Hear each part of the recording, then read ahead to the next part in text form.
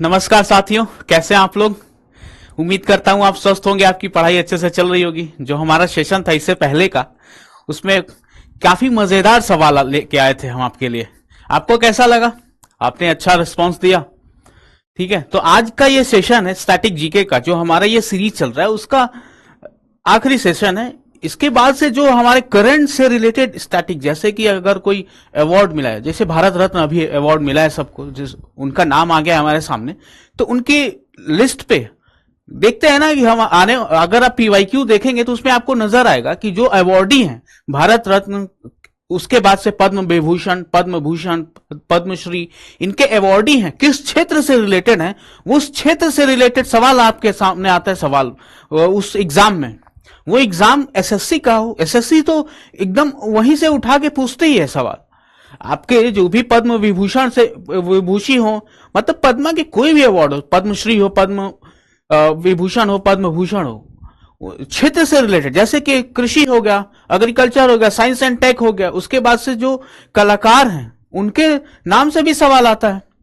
तो उसका एक अलग से सेशन हम रखेंगे आपके लिए, क्योंकि आने वाले एग्जाम के लिए वो भी बहुत ज्यादा इंपॉर्टेंट है। ठीक है, तो आज का ये जो सेशन है बुक्स एंड ऑथर, आपने देखा पीछे थंबनेल पे, आपको देख के समझ में आ गया होगा। तो जो इंपॉर्टेंट बुक्स एंड ऑथर है आपके एग्जाम के लिए, जो इंपॉर्टेंट है वो हम इस सेशन में कंप्लीट करेंगे और एक एक करके कंप्लीट करेंगे। देखिए थोड़ा सा ये सेशन लंबा होगा, क्योंकि वही है ना कि जो क्वेश्चन बनेंगे हर एक बुक एंड ऑथर को तो हम यहां ला नहीं सकते, क्योंकि हमारे एग्जाम के लिए जो महत्वपूर्ण है वो हम यहां पे डिस्कस करेंगे।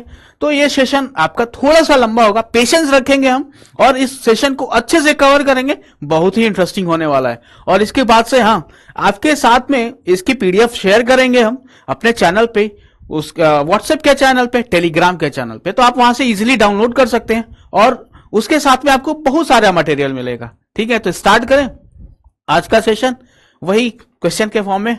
ठीक है, तो देखते हैं आज का हमारे सामने पहला सवाल है। देखते हैं कि हमारा आज का पहला सवाल क्या कहता है हमसे। निम्नलिखित में से किसने गोदान उपन्यास लिखा जिसे आधुनिक हिंदी साहित्य का क्लासिक माना जाता है। ठीक है, गोदान। ठीक है, देखिए आप में कई लोगों को पता होगा इसके बारे में, गोदान किसने लिखा। अगर आपको पता है तो तुरंत क्वेश्चन देखते ही आप जैसे टिक करते हैं एग्जाम में, वैसे ही आप टिक करिए, मतलब कमेंट करिए आप। ठीक है, बहुत अच्छा लगेगा हमें। तो गोदान किसने लिखा, किसी को पता है? हाँ सोनू भाई, सेशन में आज मजा आ जाएगा। देखते हैं कि कितने लोग कमेंट करते हैं और कितने लोगों का, जो हमारे छात्र हैं, उनका क्वेश्चन का जो आंसर है कमेंट में सही आता है। लेकिन अगर गलत होता है तो कोई घबराने की बात नहीं है। देखते हैं क्या आपका सवाल का जो ये आंसर है वो सही है कि गलत है, आप खुद समझ में आएगा आपको। ठीक है, तो क्या होगा आंसर? बंकिम चंद्र चटर्जी, मुंशी प्रेमचंद, आर.के. नारायण और रविन्द्रनाथ टैगोर। ठीक है, देखिए आप जब पढ़ लेंगे ना, उसके बाद से जो आपके एग्जाम में आएंगे सवाल, वो आपसे गलत नहीं होगा, क्योंकि जो भी इंपॉर्टेंट बुक्स हैं उनके ऑथर हैं, लेखक, किताब और उनके रचयिता, वो सारे इस सेशन में कंप्लीट हुए। तो देखते हैं हमारा उत्तर क्या होगा। गोदान के रचयिता कौन है? गोदान के रचयिता है मुंशी प्रेमचंद। तो हमारा ऑप्शन 1 जो था वो सही होगा। ठीक है, तो मुंशी प्रेमचंद, आइए उनके बारे में थोड़ा बहुत और जानकारी रखें। हो सकता है कि इस किताब के अलावा, इनकी जो ये रचयिता है गोदान, उसके अलावा कोई किसी और रचयिता का नाम आपसे एग्जाम में पूछ ले। तो देखिए इन्हें उपन्यास सम्राट के नाम से भी जाना जाता है। किन्हें? मुंशी प्रेमचंद्र जी को। ठीक है, उपन्यास सम्राट के नाम से आपसे एग्जामिनर पूछ सकता है, ऐसे ही डायरेक्ट पूछ सकता है। तो ये कीवर्ड्स हैं, हम आपसे डिस्कस करते हैं कि कीवर्ड्स आप ध्यान रखेंगे तो आपका सवाल गलत होने के चांसेस बहुत कम रहेंगे। ठीक है, और देखिए इनका रियल नेम भी कई बार पूछ लेता है आपके एग्जाम में, आपको देखने को मिल जाएगा कई बार। तो इनका रियल नाम क्या है? धनपत राय श्रीवास्तव। क्या नाम है? धनपत राय श्रीवास्तव। उसके बाद से देखिए जो इनके अदर रचनाएं हैं, अन्य रचनाएं, उसमें कौन आती हैं? गोदान के अलावा अन्य रचनाएं कौन सी आती हैं? गबन, कर्मभूमि, निर्मला, सेवा सदन और रंगभूमि। ये आपको ध्यान रखना है। और ये आपसे एग्जामिनर दूसरा नाम देके, जैसा अभी मैंने बताया कि गोदान तो है, उनकी रचयिता है ही, उसके अलावा अदर नाम जो कि हमारे सामने है, कर्मभूमि गबन, इस तरीके से ये आपसे सामने पूछ सकता है एग्जामिनर। ठीक है, तो घबराना नहीं है, यहां पे जितने कवर होंगे वो सारे एग्जाम के लिए इंपॉर्टेंट होंगे, आपको घबराना नहीं है, सारे बुक्स एंड ऑथर हमारे कवर हो जाएंगे। ठीक है, और देखिए अभी हमारे सामने जो ऑप्शन में था, ठीक है, ऑप्शन में था कि बंकिम चंद्र चटर्जी जी, उनकी रचयिता क्या है? आनंद मठ। हमने अभी देखा पार्लियामेंट में बहुत ज्यादा रशाकसी हुई थी, मतलब हंगामा एक तरीके का हो गया था वंदे मातरम को लेके। तो वो कहां से लिया गया है वंदे मातरम? आनंद मठ से लिया गया। उसके रचयिता कौन है? बंकिम चंद्र चटर्जी। और देखिए यहां से इसके आपके एग्जाम में आने के चांसेस ज्यादा बढ़ जाते हैं, क्योंकि जो करंट का इश्यू होता है वो उसकी रचयिता के नाम पूछ लिया जाता है आपके एग्जाम में। ठीक है, तो यहां से इसकी महत्वपूर्ण इंपॉर्टेंस और ज्यादा आपके एग्जाम के लिए बढ़ जाती है। ठीक है, फिर देखते हैं आर.के. नारायण जी ने क्या लिखा है। आर.के. नारायण अंग्रेजी लेखक हैं। ठीक है, उनकी रचयिता क्या है? Malgudi days, the guides. और उसके लिए उन्हें 1960 में साहित्य अकादमी पुरस्कार मिला। 1960 में साहित्य अकादमी पुरस्कार भी मिला उनके लिए, इसके लिए, द गाइड्स के लिए। ठीक है, तो आपसे एग्जामिनर इस तरीके से भी पूछ सकता है कि साहित्य अकादमी पुरस्कार मिला 1960 में, किस रचयिता को मिला, और उनके रचनाएं जो हैं उनके सामने रहेंगे। ठीक है, उसके बाद देखिए रविंद्रनाथ टैगोर जी। इससे पहले हमने बात किया था कि 1913 में जो हमारा सेशन था उसमें हमने देखा था कि 1913 में इन्हें क्या मिला था? नोबेल पुरस्कार। किसके लिए? गीतांजलि के लिए। तो ये आपको हमने पिछले ही क्लास में, सेशन में हमने इसको देखा था। उसके अलावा और जो अन्य उनके रचनाएं हैं, गोरा, ठीक है, उसके बाद घेरे बेरे, ये आपको ध्यान रखने हैं। ठीक है, तो देखते हैं कि हमारे सामने अगला सवाल, आपके सामने अगला सवाल कौन सा आता है, आपको आता है कि नहीं आता है? अगर आता है तो कमेंट करेंगे आंसर आप। ठीक है, तो देखते हैं भाई कि किस लेखक ने 2025 में mother Mary comes to me नामक संस्मरण जारी किया, जो अपनी दिवंगत मां के साथ संबंधों को दर्शाता है। ठीक है, अब देखिए 2025 की घटना है, आपके एग्जाम के लिए काफी महत्वपूर्ण है। ठीक है, तो इस तरीके से जो तत्काल में, एक तो एक करंट का भी हमारा टॉपिक हो गया और रचनाएं हैं, तो यहां से आपके सवाल उठने के चांसेस बढ़ जाते हैं। तो which author release the memory mother Mary comes to me in 2025 में हुआ, reflecting on her relationship with her late mother. उनकी माताजी दिवंगत हो गए, उनके साथ संबंधों को दर्शाता है ये। तो आपके सामने क्या ऑप्शन है? अरुंधति राय, झुंपा लाहिड़ी जी, किरण देसाई, अनीता देसाई। आपके सामने 4 ऑप्शन है। अगर आपको ये इसका उत्तर पता है तो आप हमें कमेंट करके बताइए। देखते हैं, आइए देखते हैं क्या होता है इसका आंसर। क्या होता है इसका आंसर? अरुंधति राय जी, अरुंधति राय। और उसके बाद से देखिए अरुंधति राय, उनकी अन्य रचनाएं हैं, वो क्या है? God of small thing, the god of small thing. इनके लिए इन्हें बुकर प्राइज मिला। कब? 1997 में। 1997 में इन्हें बुकर प्राइज मिला। और किसके लिए, यह भी आपको ध्यान रखना है। ठीक है, और उसके बाद से the ministry of utmost happiness को भी इन्हीं ने लिखा। ठीक है, ये जितने आप इसको, आपको घबराने की बात नहीं, आप घबराइएगा नहीं, इसकी एक प्रॉपर पीडीएफ आपको मिलेगी, उसमें सारे नाम एक जगह इकट्ठा लिखे होंगे। ठीक है, अभी हम यहां पे पढ़ेंगे, फिर जब आप उसको रिवाइज करेंगे, पीडीएफ को दोबारा देखेंगे एक सरसरी निगाह से, तो आपको समझ में आएगा और आपको फैक्ट्स जो पता रहेंगे। और देखिए जो हमारे अदर ऑप्शन थे, झुंपा लाहिड़ी, ठीक है, झुंपा लाहिड़ी जी, उन्हें पुलित्जर प्राइज मिला था। कब? 2000 में। और किस रचना के लिए मिला था? किस रचना के लिए मिला था? Interpreter of melodies. ठीक है, इंटरप्रेटर ऑफ मेलोडीज। और उसके बाद से जो उनकी अन्य रचनाएं हैं, the name shake, the name shake. ठीक है, ये रचनाएं, ये आपको ध्यान रखना है। आपसे एग्जामिनर ऐसा तो है नहीं कि एक ही नाम देके पूछेगा, अन्य नाम के उनकी अदर रचनाएं हैं उनको लेके पूछ सकता है, कोई भी रचनाएं पूछ सकता है आपको लेके। आपसे एग्जामिनर, ये जरूरी नहीं कि जो यहां पे आप पढ़ के जाएं वही आपसे पूछे, कोई भी रचना उनका दे देगा और लेखक का नाम पूछ सकता है। ठीक है, उसका देखिए किरण देसाई जी हैं, उनको, उनकी रचनाएं क्या है? उन्हें कोई पुरस्कार मिला है, ये आपके सामने है। इन्हें भी the inheritance of loss, daughter of Anita Desai है, ये अनीता देसाई की बेटी है, और इन्हें द इनहेरिटेंस ऑफ लॉस के लिए बुकर प्राइज इन्हें मिला। कब? 2006 में। ये अनीता देसाई की पुत्री हैं और इन्हें 2006 में बुकर्स प्राइज मिला। और किस रचना के लिए? द इनहेरिटेंस ऑफ लॉस के लिए। उसके बाद अनीता देसाई, उनको साहित्य अकादमी अवार्ड मिला। और उनकी जो अन्य रचनाएं हैं, उनकी अन्य रचनाएं कौन सी हैं? फायर ऑन द माउंटेन, उसके अलावा बुकर शॉर्टलिस्ट मल्टीपल टाइम्स, मतलब इनको बुकर प्राइज के लिए कई बार शॉर्टलिस्ट भी किया था। ठीक है, साहित्य अकादमी अवार्ड से ये नवाजित हैं। ठीक है, ये आपको फैक्ट्स ध्यान रखने हैं। बढ़ते हैं अपने अगले सवाल की तरफ। आपके सामने अगला सवाल है, देखिए कितने इंपॉर्टेंट सवाल है आपके एग्जाम के लिए। ये सवाल आपके एग्जाम में कहीं ना कहीं आएंगे। और ऐसा नहीं है कि जो हमारे सवाल यहां पे हैं उन्हीं से आएगा नाम, नहीं, हमारे जो डिस्कशन वाला पार्ट है वहां से भी उनकी रचनाओं से नाम उठ के आ सकता है। ठीक है, आपके सामने अगला सवाल है, which of the following Indian English writer की बात हो रही है, वो भी Indian, create the fictional town of Malgudi.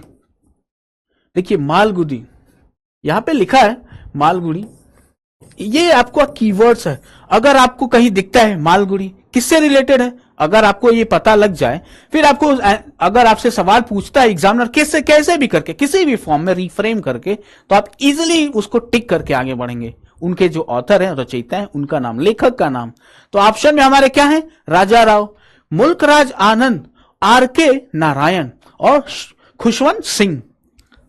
तो आपको पता है? कमेंट करिए जरा, देखते हैं कि कितने लोगों को इस क्वेश्चन का आंसर पता है। देखिए आपके सामने जो उत्तर है वो क्या है, क्या आपका सही था, ये जरूर बताइए।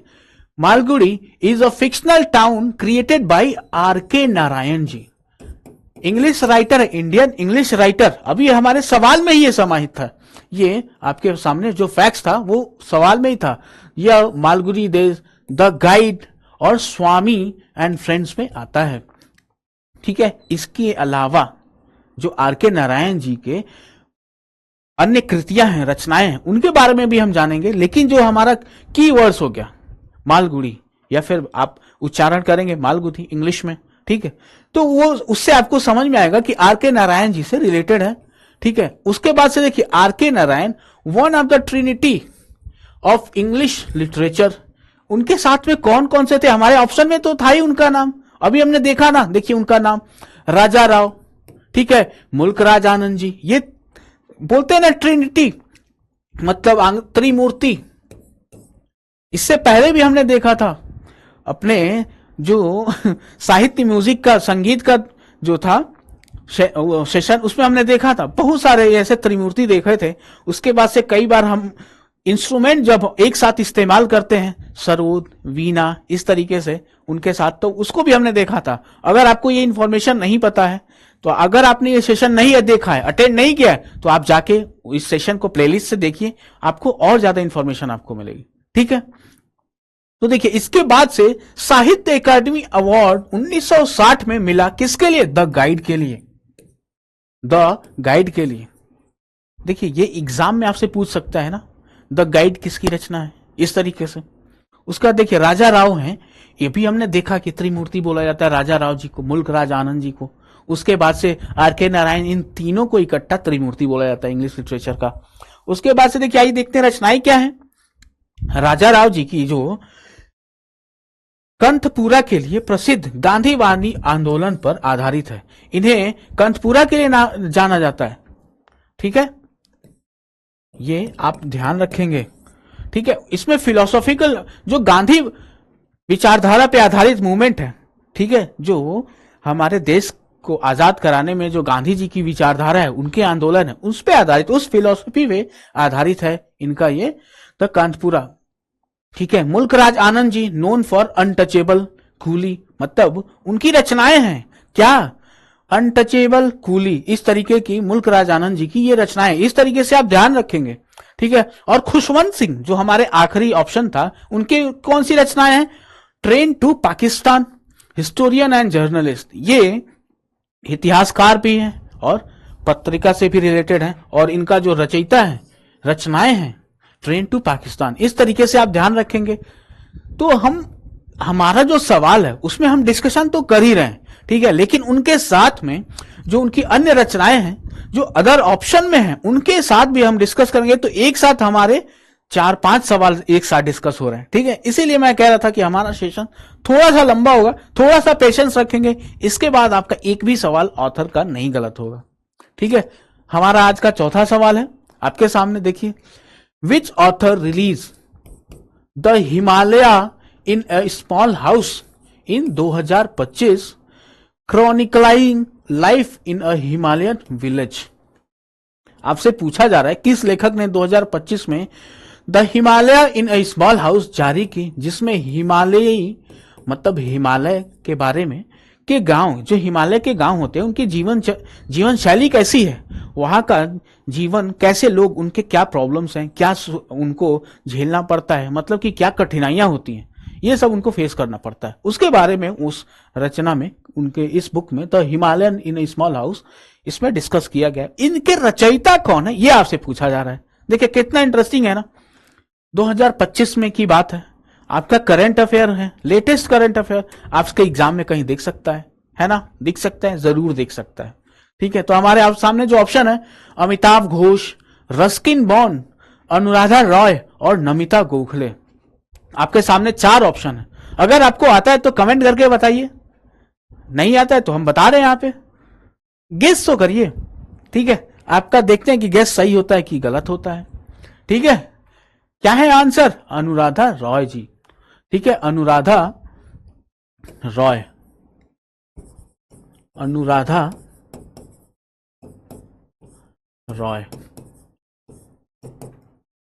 अनुराधा रॉय इनकी रचयिता है।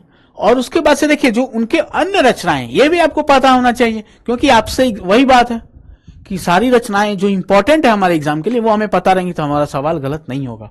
तो उनके अन्य रचनाएं हैं an atlas of impossible longing, the folded earth, sleeping on Jupiter, all the lifes we never leave.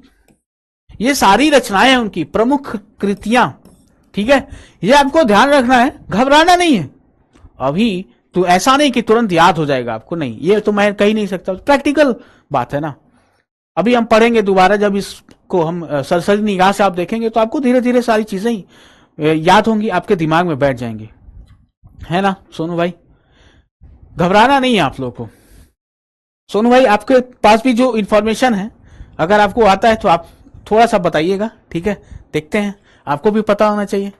और देखिए हमारे जो अदर ऑप्शन थे, अमिताभ घोष, उनको ज्ञानपीठ अवार्ड मिला था, हमने देखा था ना कि कल हम जो हमारा इससे पिछला सेशन था उसमें हमने देखा था ज्ञानपीठ अवार्ड उस किसके द्वारा दिया जाता है। पहली बार 1965 में दिया गया था, इसकी स्थापना 1961 में हुई थी, ये हमने सारे फैक्ट्स देखे थे। और उसके बाद अमिताभ घोष जी के ज्ञानपीठ अवार्ड मिला उन्हें 2018 में, और किसके लिए? द शैडो लाइन, जो उनकी रचनाएं हैं, कृतियां हैं, the shadow line, sea of poppies, उसके अलावा द ग्रेट डिरेंजमेंट, ये रचनाएं हैं, ठीक है। उसके बाद से रस्किन बॉन्ड, रस्किन बॉन्ड के हमारे जो एग्जामिनर है उनका फेवरेट लेखक है रस्किन बॉन्ड, उनसे जुड़े हुए अक्सर आप देखेंगे कि सवाल आपको एग्जाम में मिल जाते हैं, ठीक है। तो Ruskin bond famous for Himalayan setting stories, मतलब कि हिमालय से जुड़ी हुई जो भी रचनाएं हैं, इनका मतलब कि हिमालय से जुड़ी जो भी रचनाएं हैं ना, उनमें क्योंकि ये हिमालय के वादियों में रहे, वहां पले बढ़े, और उनके बारे में उनसे अच्छा कौन जान सकता है। तो आपको अगर थोड़ा सा एक ट्रिक आप ऐसे रख सकते हैं, मतलब कि दिमाग में रख सकते हैं कि हिमालय से जुड़ी हुई अगर रचनाएं, तो हो सकता है कि रस्किन बॉन्ड की रचनाएं हैं, ठीक है। तो आइए देखते हैं, रस्किन बॉन्ड हिमालय पृष्ठभूमि की कहानियों के लिए प्रसिद्ध हैं। पद्मश्री भी मिला उन्हें 1999 में, पद्म भूषण मिला कब? 2014 में, ठीक है। और नमिता गोखले जी हैं, राइटर हैं, अभी तो हमने देखा जयपुर लिटरेचर फेस्टिवल को डायरेक्टर हैं, और उनके वर्क क्या हैं? कृतियां हैं पारो, उसके बाद थिंग्स टू लीव बिहाइंड, ये इनकी कृतियां हैं, ठीक है। बढ़ते हैं अपने अगले सवाल की तरफ। हमारे आपके सामने अगला जो सवाल है, देखिए कितना इंटरेस्टिंग सवाल है आपके सामने। निम्नलिखित में से किस लेखक ने मिडनाइट चिल्ड्रन उपन्यास लिखा जो ऐतिहासिक घटनाओं और जादुई यथार्थवाद के मिश्रण के लिए प्रसिद्ध है। मतलब ऐतिहासिक घटनाओं और जादुई यथार्थवाद के लिए मिश्रण प्रसिद्ध है। द मिडनाइट चिल्ड्रन किसके द्वारा, किसकी रचना है, यह पूछा जा रहा है आपसे। आपके सामने ऑप्शन है रोहिंटन मिस्त्री जी, विक्रम सेठ, अरुंधति राय और सलमान रुश्दी। सलमान रुश्दी पता है? देखते हैं क्या है था इसका आंसर। क्या आपको पता है क्या? मिडनाइट चिल्ड्रन कब लिखा, इसकी रचना कब हुई थी? 1981 में। 1981 में किसके द्वारा? सलमान रुश्दी। किसके द्वारा? सलमान रुश्दी के द्वारा। फिर उसके बाद से बुकर प्राइज 1981 में ही नहीं मिला, ठीक है। और इसका थीम क्या था?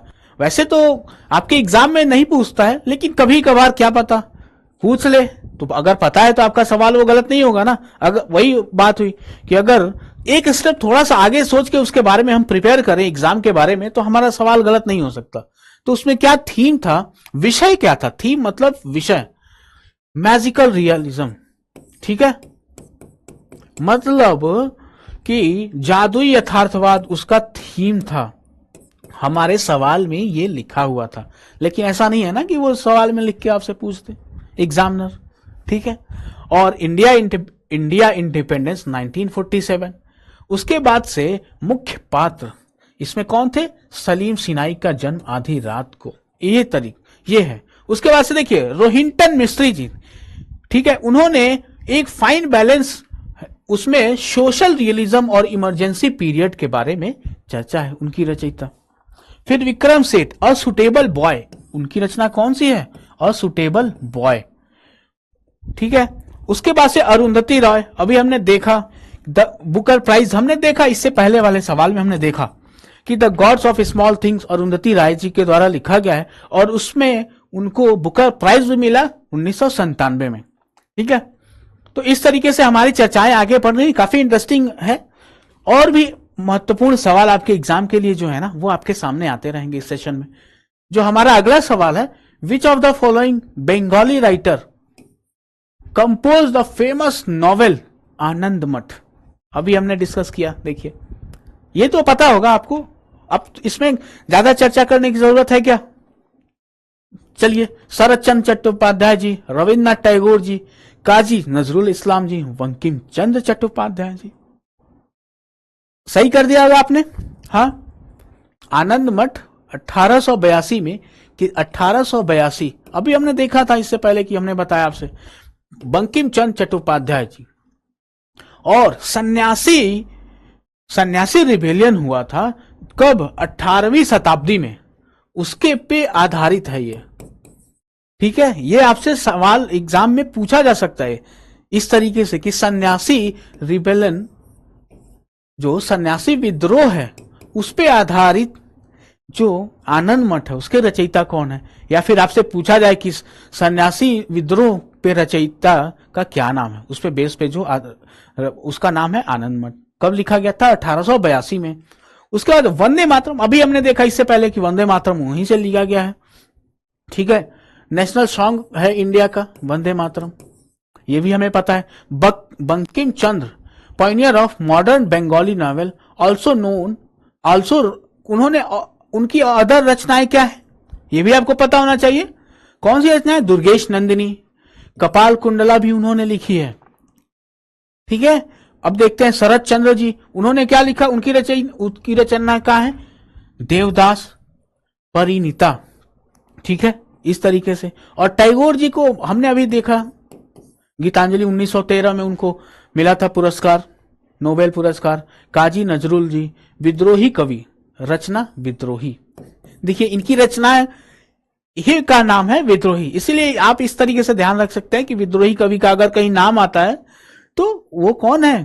काजी नजरुल जी, ठीक है। बढ़ते हैं अपने अगले सवाल की तरफ। हमारे सामने अगला सवाल है, विशुद्धि मग्ग एक महत्वपूर्ण बौद्ध ग्रंथ है, निम्नलिखित में से किस विद्वान के द्वारा लिखा गया है? उस ग्रंथ का क्या नाम है?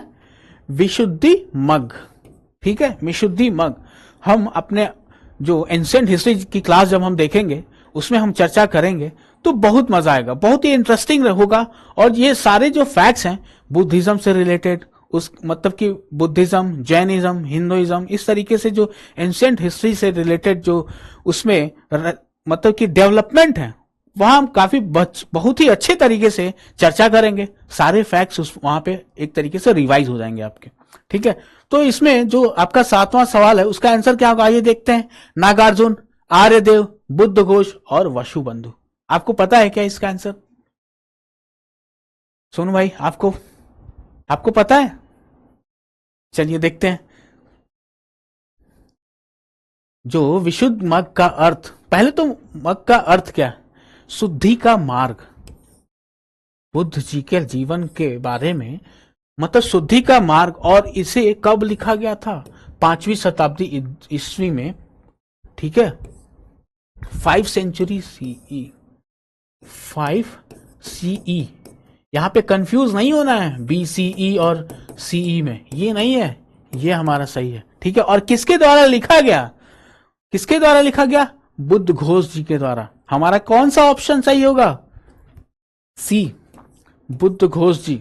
ठीक है, उसके बाद से हमें जो भी उसमें बुद्धिज्म है, बुद्धिज्म में जो भी क्लासिफिकेशन है, जो भी उसमें उसके क्लासिफिकेशन है, उसमें हम देखेंगे, बहुत डिटेल में देखेंगे, लेकिन थोड़ा सा चर्चा, ताकि आपके मन में जो भाव है उसको आप थाम के रखिए।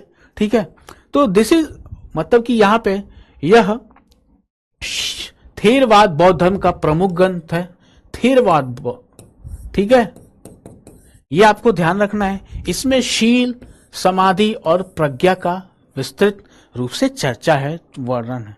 देखिए यहां पे आपको मोरालिटी, ठीक है, उसके बाद कंसंट्रेशन, मेडिटेशन। आपको पता ही है कि भगवान बुद्ध को मेडिटेशन के द्वारा उनको ज्ञान की प्राप्ति हुई। ये सारी बातें हम चर्चा करेंगे वहां पे। फिर उसके बाद से देखिए बुद्ध घोष, वो भी बुद्धिस्ट स्कॉलर थे, महान बुद्धिस्ट स्कॉलर थे, और उनकी रचनाएं जो हैं पाली भाषा में त्रिपिटक और टीकाएं, मतलब कि जो रचनाएं लिखी जाती हैं उनको इस नाम से जाना जाता है बुद्धिज्म में। ठीक है, और नागार्जुन, फाउंडर ऑफ मध्यमक स्कूल, मतलब कि मध्यमक संप्रदाय जो है उसके फाउंडर है, संस्थापक हैं। कौन? नागार्जुन। ये आपको पता होना चाहिए, फैक्ट्स आप ध्यान रखेंगे। ठीक है, आपसे एग्जाम में इस तरीके से पूछा जा सकता है। ठीक है, उसके बाद से शून्यवाद के लिए प्रसिद्ध है नागार्जुन। शून्यवाद से अगर आपका नाम आपके सामने आता है तो आप किसको रिलेट करेंगे? नागार्जुन को। फिर उसके बाद से देखिए आर्यदेव जी के बारे में बातें हैं, तो आर्यदेव डिसाइपल ऑफ नागार्जुन, जो आर्यदेव हैं वो नागार्जुन के शिष्य रहे हैं, और उनकी रचना कौन है? चतुशतक। उनकी रचना क्या है? चतुशतक। ठीक है, उसके बाद से देखिए वसुबंधु, हमारा जो आखिरी ऑप्शन था उसमें जो ऑप्शन था हमारा वसुबंधु, एसोसिएटेड विथ योगाचार्य स्कूल, मतलब योगाचार्य संप्रदाय से संबंधित है। उनकी रचना अभिधर्म कोश किसकी रचना है? वसुबंधु जी की। ठीक है, इस तरीके से हमारा जो ऑप्शन है उसको अगर हम कवर करते चलेंगे तो हमारे साथ एक क्वेश्चन के साथ में 4 सवाल से एक ही सवाल के साथ में कवर हो रहे हैं। ठीक है, आइए देखते हैं हमारे सामने अगला सवाल कौन सा है। अगला सवाल हमारे सामने है, निम्नलिखित में से कौन सा प्रभावशाली कवि उटलबंसी, ये आपका कीवर्ड है, उलटवंशी, उलटबांसी, ये आपको ध्यान रखना है, शैली के प्रयोग के लिए प्रसिद्ध था, जो विरोधाभास और पहेली नुमा अभिव्यक्ति से युक्त होती है। उलटबांसी मतलब वही है ना कि एक जो सीधा रास्ता है उसके उलट जो है उसी को तो उलट बोलेंगे, उसके अपोजिट में। तो इसीलिए यहां पे बोला गया है कि जो विरोधाभास और पहेली नुमा बोलते हैं ना मतलब कि जब कई बार आपके सामने ऐसा पहेली भी आता होगा कि उसका जो आदमी कहना चाहता है उसके विपरीत कुछ कहेगा, और उसके माध्यम से वो अपना भाव है वो उत्पन्न करेगा। ठीक है, तो पहेली नुमा अभिव्यक्ति के लिए युक्त होता है। हमारे सामने जो ऑप्शन है, ऑप्शन ए कबीर, अज्ञे जी, उसके बाद बालकृष्ण शर्मा नवीन और रामधारी सिंह दिनकर। उलट पंथी, उलट बासी, ये आपका कीवर्ड है। ठीक है, आइए देखते हैं हमारा आंसर क्या होगा। पता चला आपको कबीर जी, उनकी 1440 से 1518 तक का उनका पीरियड रहा, और 15वीं सदी के भक्ति संत, ये आपका ध्यान रखना है, जो निर्गुण भक्ति के लिए प्रसिद्ध है। निर्गुण भक्ति, सगुण भक्ति, ये हम डिस्कस करेंगे, लेकिन एक निर्गुण मतलब कि जो हमारे ईश्वर है उनका कोई रूप नहीं है, सगुण उनका रूप है। इस तरीके से छोटे से भी आप समझ सकते हैं। ठीक है, जैसे कोई उनका मतलब कि मूर्ति, जैसे मान लीजिए कि भगवान है, कोई आपके भगवान जो भी हैं, जिसको भी आप पूजा करते हैं, जिसको मानते हैं, ठीक है, इनके द्वारा ये सगुण निगुण में डिफरेंस बताते हैं। ठीक है, आपकी भावनाएं को ठेस नहीं पहुंचा रहा हूं मैं। अगर उनकी कोई संरचना है तो वो सगुण, अगर आप किसी फॉर्म में नहीं है और आप ऐसे ही पूजा कर रहे हैं तो वो निर्गुण, ये कहना है इसके सामने इनके द्वारा।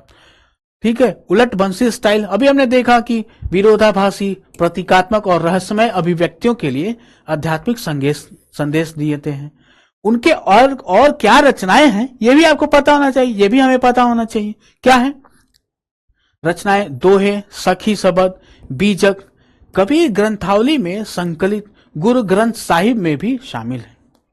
उन गुरु ग्रंथ साहिब में भी इनकी रचनाएं हैं। ठीक है, और सोशल मैसेज क्या देते हैं थोड़ा बहुत ये भी आपको पता होना चाहिए। ठीक है, कास्ट सिस्टम के अगेंस्ट है, रिचुअल्स और ideal worship, promote equality and unity, समानता और एकता का संदेश, इसकी बात करते थे। ठीक है, प्रैक्टिकल की बात करते थे। और जो दूसरे हमारे ऑप्शन थे उनके बारे में देखते हैं कि अज्ञेय जी हैं आधुनिक हिंदी कवि। ठीक है, उनकी कृति क्या है, शेखर एक जीवनी।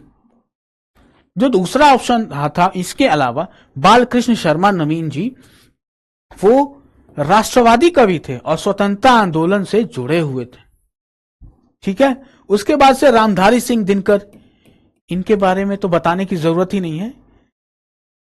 इनके कृतियां, इनकी रचनाएं आज भी लोगों के दिलो दिमाग में अपने जगह बनाए हुए हैं। ठीक है, राष्ट्र कवि का दर्जा, राष्ट्र कवि बोला जाता है इन्हें, रामधारी सिंह दिनकर जी को। और इनकी कृतियां रश्मि रथी और कुरुक्षेत्र। रश्मि रथी, इसको आपको मौका मिले, आपके पास टाइम हो, आप निकाल के एक बार जरूर इसको मतलब कि पढ़िएगा, या मतलब कि चर्चा देखिएगा, कहीं से भी आपको मिले रश्मि रथी के बारे में पढ़ने को, आप जरूर समय निकाल के मेरे कहने पे आप एक बार जरूर पढ़िएगा। ठीक है, बढ़ते हैं अपने अगले सवाल की तरफ। अगला सवाल है हमारा, निसीम एजेकियल, जो भारतीय अंग्रेजी साहित्य के प्रसिद्ध कवियों में से एक हैं, उनकी पहली काव्य संग्रह का शीर्षक क्या है। इस तरीके से भी आपके सामने सवाल फ्रेम किया जा सकता है। एग्जामिनर, देखिए क्या होता है कि इतने स्टूडेंट्स अप्लाई करते एग्जाम के लिए, उस फॉर्म के लिए, लाखों लोग, लाखों बच्चे हैं, 10 लाख, मतलब इससे भी ज्यादा गिनती होती है। उनमें से मतलब कि कितने लोगों को पता होगा, अगर आप मतलब कि यहाँ पे डिस्कशन से पहले आपको पता है तो मतलब कि आप अच्छे से पढ़ाई कर रहे हो। ठीक है, और इसके बाद आपको भी पता होगा, अगर नहीं पता है तो ठीक है, तो आपका ये सवाल गलत नहीं होगा। ठीक है, तो आइए देखते हैं हमारे सामने जो ऑप्शन है, आत्मा की गूंज, इको ऑफ सोल, उसके बाद अधूरी कविता, the unfinished words, a time of change, परिवर्तन का समय, और छाया और सपने। क्या टाइटल है इसके बारे में पूछा गया है, आइए देखते हैं क्या उत्तर होगा इसका। और time of change, first poetry, अभी सवाल में था हमारे, पहली काव्य संग्रह है, यह आधुनिक भारतीय अंग्रेजी कविता की शुरुआत माना जाता है। जो आधुनिक भारतीय कविता है अंग्रेजी माध्यम का, इसके द्वारा एक माना जाता है कि शुरुआत हुई, क्योंकि पहला संग्रह है, काव्य संग्रह। ठीक है, उसके बाद से देखिए, जो Nissim Ezekiel, known as father of modern Indian English poetry, Nissim Ezekiel आधुनिक भारतीय अंग्रेजी कविता के एक जनक कहे जाते हैं। ठीक है, फेमस पोएम उनके अभी हमने देखा। और उसके अलावा नाइट ऑफ स्कॉर्पियन, उसके बाद अवार्ड इनको मिला, देखिए ये भी आपको ध्यान में रखना है, 1988 में पद्मश्री से इन्हें नवाजित किया गया, इन्हें पद्मश्री से नवाजा गया।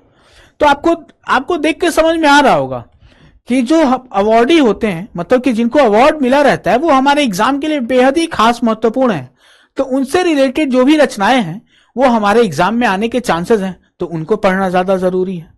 ठीक है, वो सारे आपके इस सेशन में कंप्लीट हो जाएंगे। ठीक है, बढ़ते हैं अपने अगले सवाल की तरफ।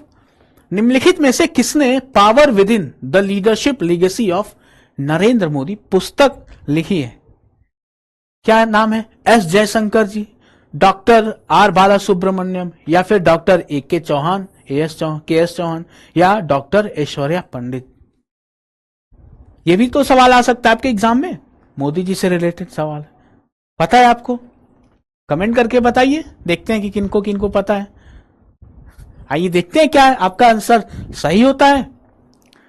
पावर विद इन, अभी हमने देखा the leadership legacy of Narendra Modi किसके द्वारा लिखा गया? डॉक्टर आर बाला सुब्रमण्यम जी के द्वारा। डॉक्टर आर बाला सुब्रमण्यम जी, उनको बालू इस नाम से भी जाना जाता है। ठीक है, उसके बाद से देखिए उनके पब्लिक पॉलिसी एनालिस्ट हैं, लीडरशिप ट्रेनर एंड एक लेखक हैं। ठीक है, डेवलपमेंट एक्सपर्ट, उनके बारे में बताया गया है कि वो विकास विशेषज्ञ हैं, सार्वजनिक नीति विश्लेषक, मतलब कि जो पब्लिक पॉलिसी होती है उनके एक्सपर्ट हैं, एनालिस्ट हैं। उसके बाद से लीडरशिप और लेखक, लीडरशिप एक्सपर्ट और लेखक हैं।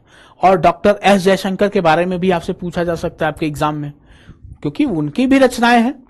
तो उनका क्या रचना है? The India way, the India way, ये आपको ध्यान रखना है। ठीक है, बढ़ते हैं अपने अगले सवाल की तरफ।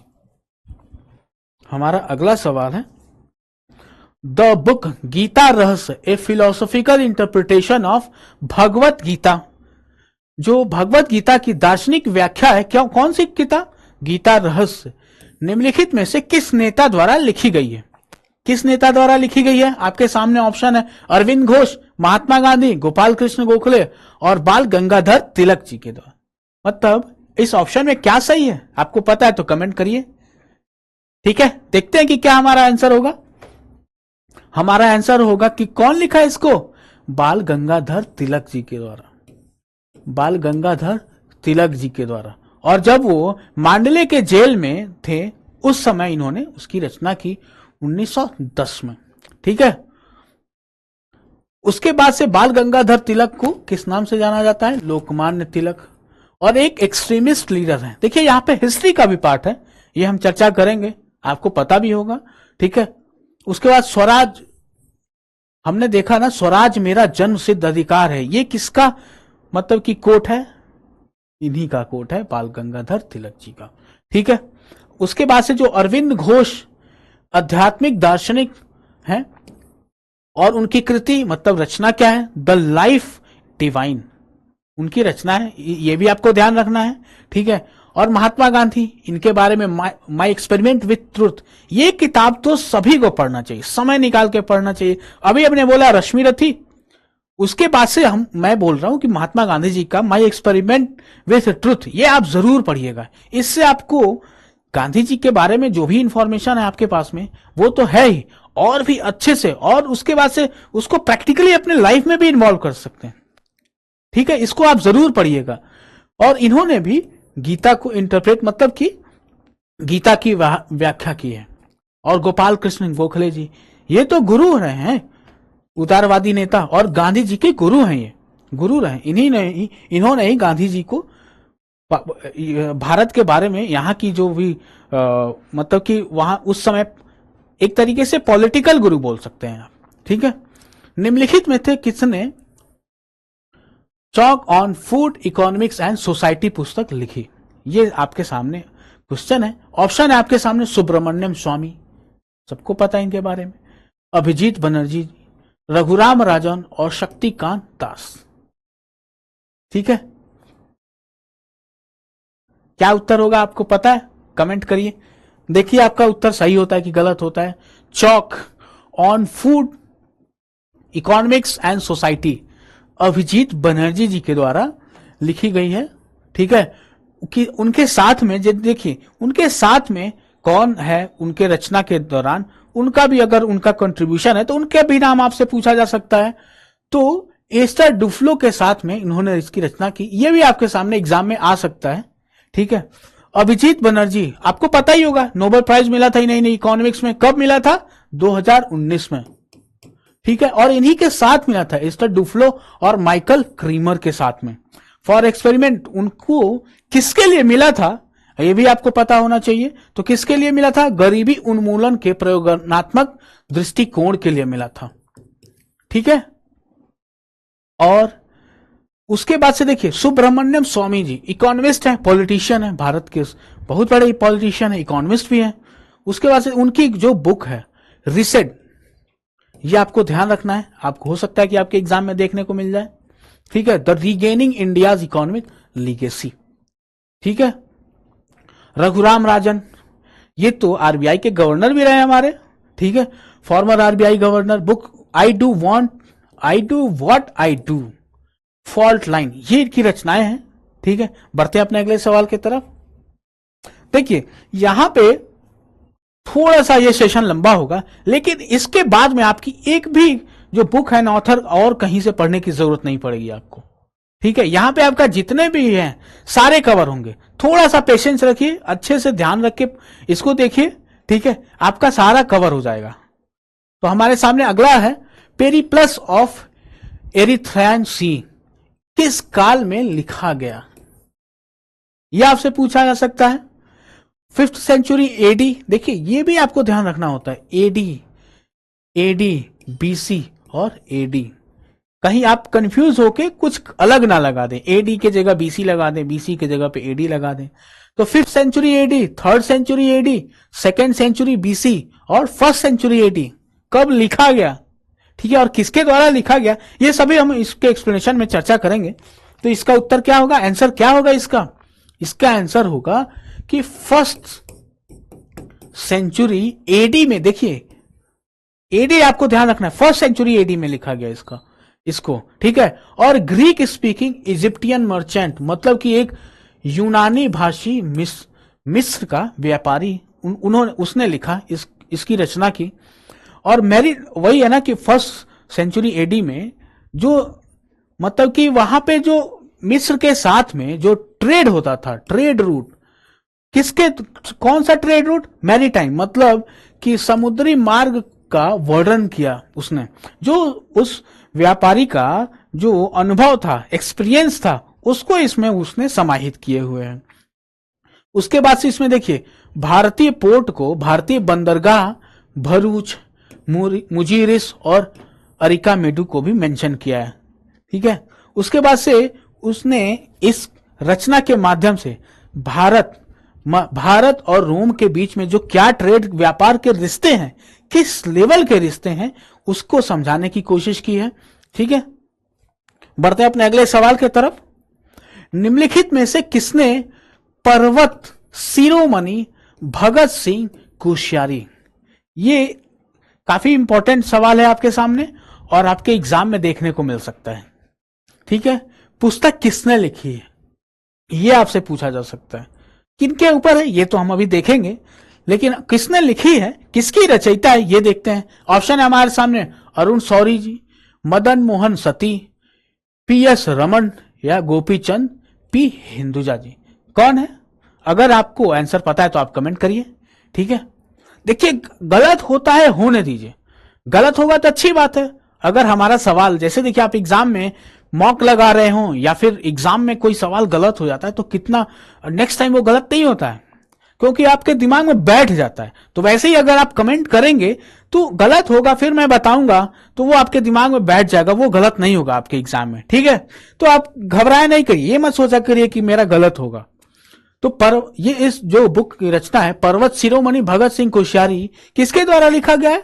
मदन मोहन सती जी के द्वारा, मदन मोहन सती जी के द्वारा ये इनकी रचना है। और ये किसके ऊपर है?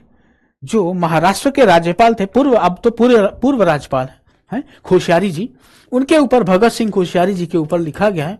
और वो उत्तराखंड के चीफ मिनिस्टर भी रहे हैं भगत सिंह कोश्यारी जी। और कब रिलीज हुआ ये बुक? 9 मार्च 2025 में, 2025 में ही रिलीज हुआ है और Gandhi national centre for art में, ठीक है, नई दिल्ली में है ये, ठीक है, यहां से देखिए आपको ये इंफॉर्मेशन पता लगा कि जो Indira Gandhi national centre for art है वो कहां पे है, नई दिल्ली में। फिर अरुण शौरी जी एक जर्नलिस्ट हैं, ऑथर, वर्क, और उनका जो कृति है, उनकी रचना है, उनके वर्शिपिंग फॉल्स गॉड, ये उनकी रचना है। ये भी आपको ध्यान रखना है, आपसे एग्जामिनर पूछ सकता है। हमारे सामने अगला सवाल है, who writing under the pen name Ambai is a well known feminist writer and author of the Tamil novel Aadhi Malai. ठीक है, आधी मलाई की लेखिका कौन है, तमिलनाडु से रिलेटेड है। उपनाम उनका अंबाई है। ठीक है, अक्का महादेवी, दया पवार, सीएस लक्ष्मी या नलापट बालमणि अम्मा जी, कौन है? आपको अगर पता है तो कमेंट करिए, देखते हैं ये कौन है। सीएस लक्ष्मी जी, सीएस लक्ष्मी जी, ये कीवर्ड्स है, अंबई ये कीवर्ड्स है, आपको ध्यान रखना है, इससे आपके एग्जाम में थोड़ा रिमाइंड करने में आसानी होगी। ठीक है, कीवर्ड्स का मतलब होता है कि आपको आसानी होगा इसको ध्यान रखना कि एग्जाम में। ठीक है, ये हमने देखा तमिल नारीवादी लेखिका है, फेमिनिस्ट।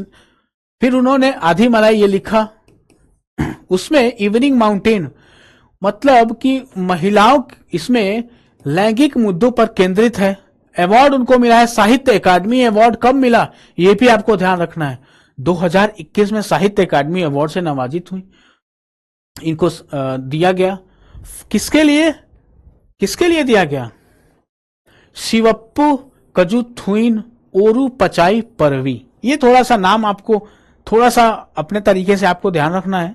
ठीक है, शिवप्पू कजुथुइन ओरू पचाई। ठीक है, ये आपको ध्यान रखना है, आपके एग्जाम में ये भी पूछा जा सकता है। ठीक है, देखते हैं हमारा जो अक्का महादेवी जी हैं। ठीक है, अक्का महादेवी जी मध्यकालीन कन्नड़ भक्ति कवियत्री थी। ठीक है, और दया पवार मराठी दली लेखक हैं, बलूता की। ठीक है, महाराष्ट्र से रिलेटेड है।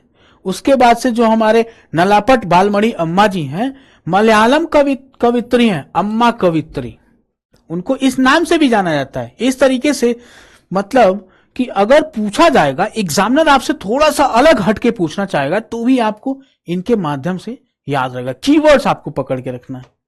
ठीक है, हमारे सामने जो आज का सवाल नंबर 16 है, ये पूछा जा रहा है आपसे, हिरोमी कवाकामी का वह स्पेकुलेटिव फिक्शन उपन्यास जो 2025 में इंटरनेशनल बुकर प्राइज के लिए शॉर्टलिस्ट हुआ, क्या है? ठीक है, आपको यह पता होना चाहिए। आपके सामने जो ऑप्शन है, under the eye of the big bird, the Nakano thrift shop, the 10 loves of Nishino, strange weather in Tokyo, ये आपके सामने है। आपसे सवाल पूछा जा रहा है कि जो 2025 का इंटरनेशनल बुकर प्राइज के लिए शॉर्टलिस्ट हुआ था वो कौन सा है और किसके द्वारा लिखा है? हिरोमी कावाकामी जी के द्वारा। आइए देखते हैं इसका आंसर क्या होगा। Under the eye of big bird, under the eye of big bird, under the eye of big bird Hiromi Kawakami का एक काल्पनिक फिक्शन अभी हमने देखा, जिसे इंटरनेशनल बुकर प्राइज 2025 के लिए शॉर्टलिस्ट किया गया था। ठीक है, उसके बाद से देखिए हिरोमी कावाकामी जापानीज ऑथर है। ठीक है, इसके बाद इनके जापानीज ऑथर ये जो यथार्थवाद को अति यथार्थवादी तत्वों के साथ मिश्रित करने के लिए जानी जाती है।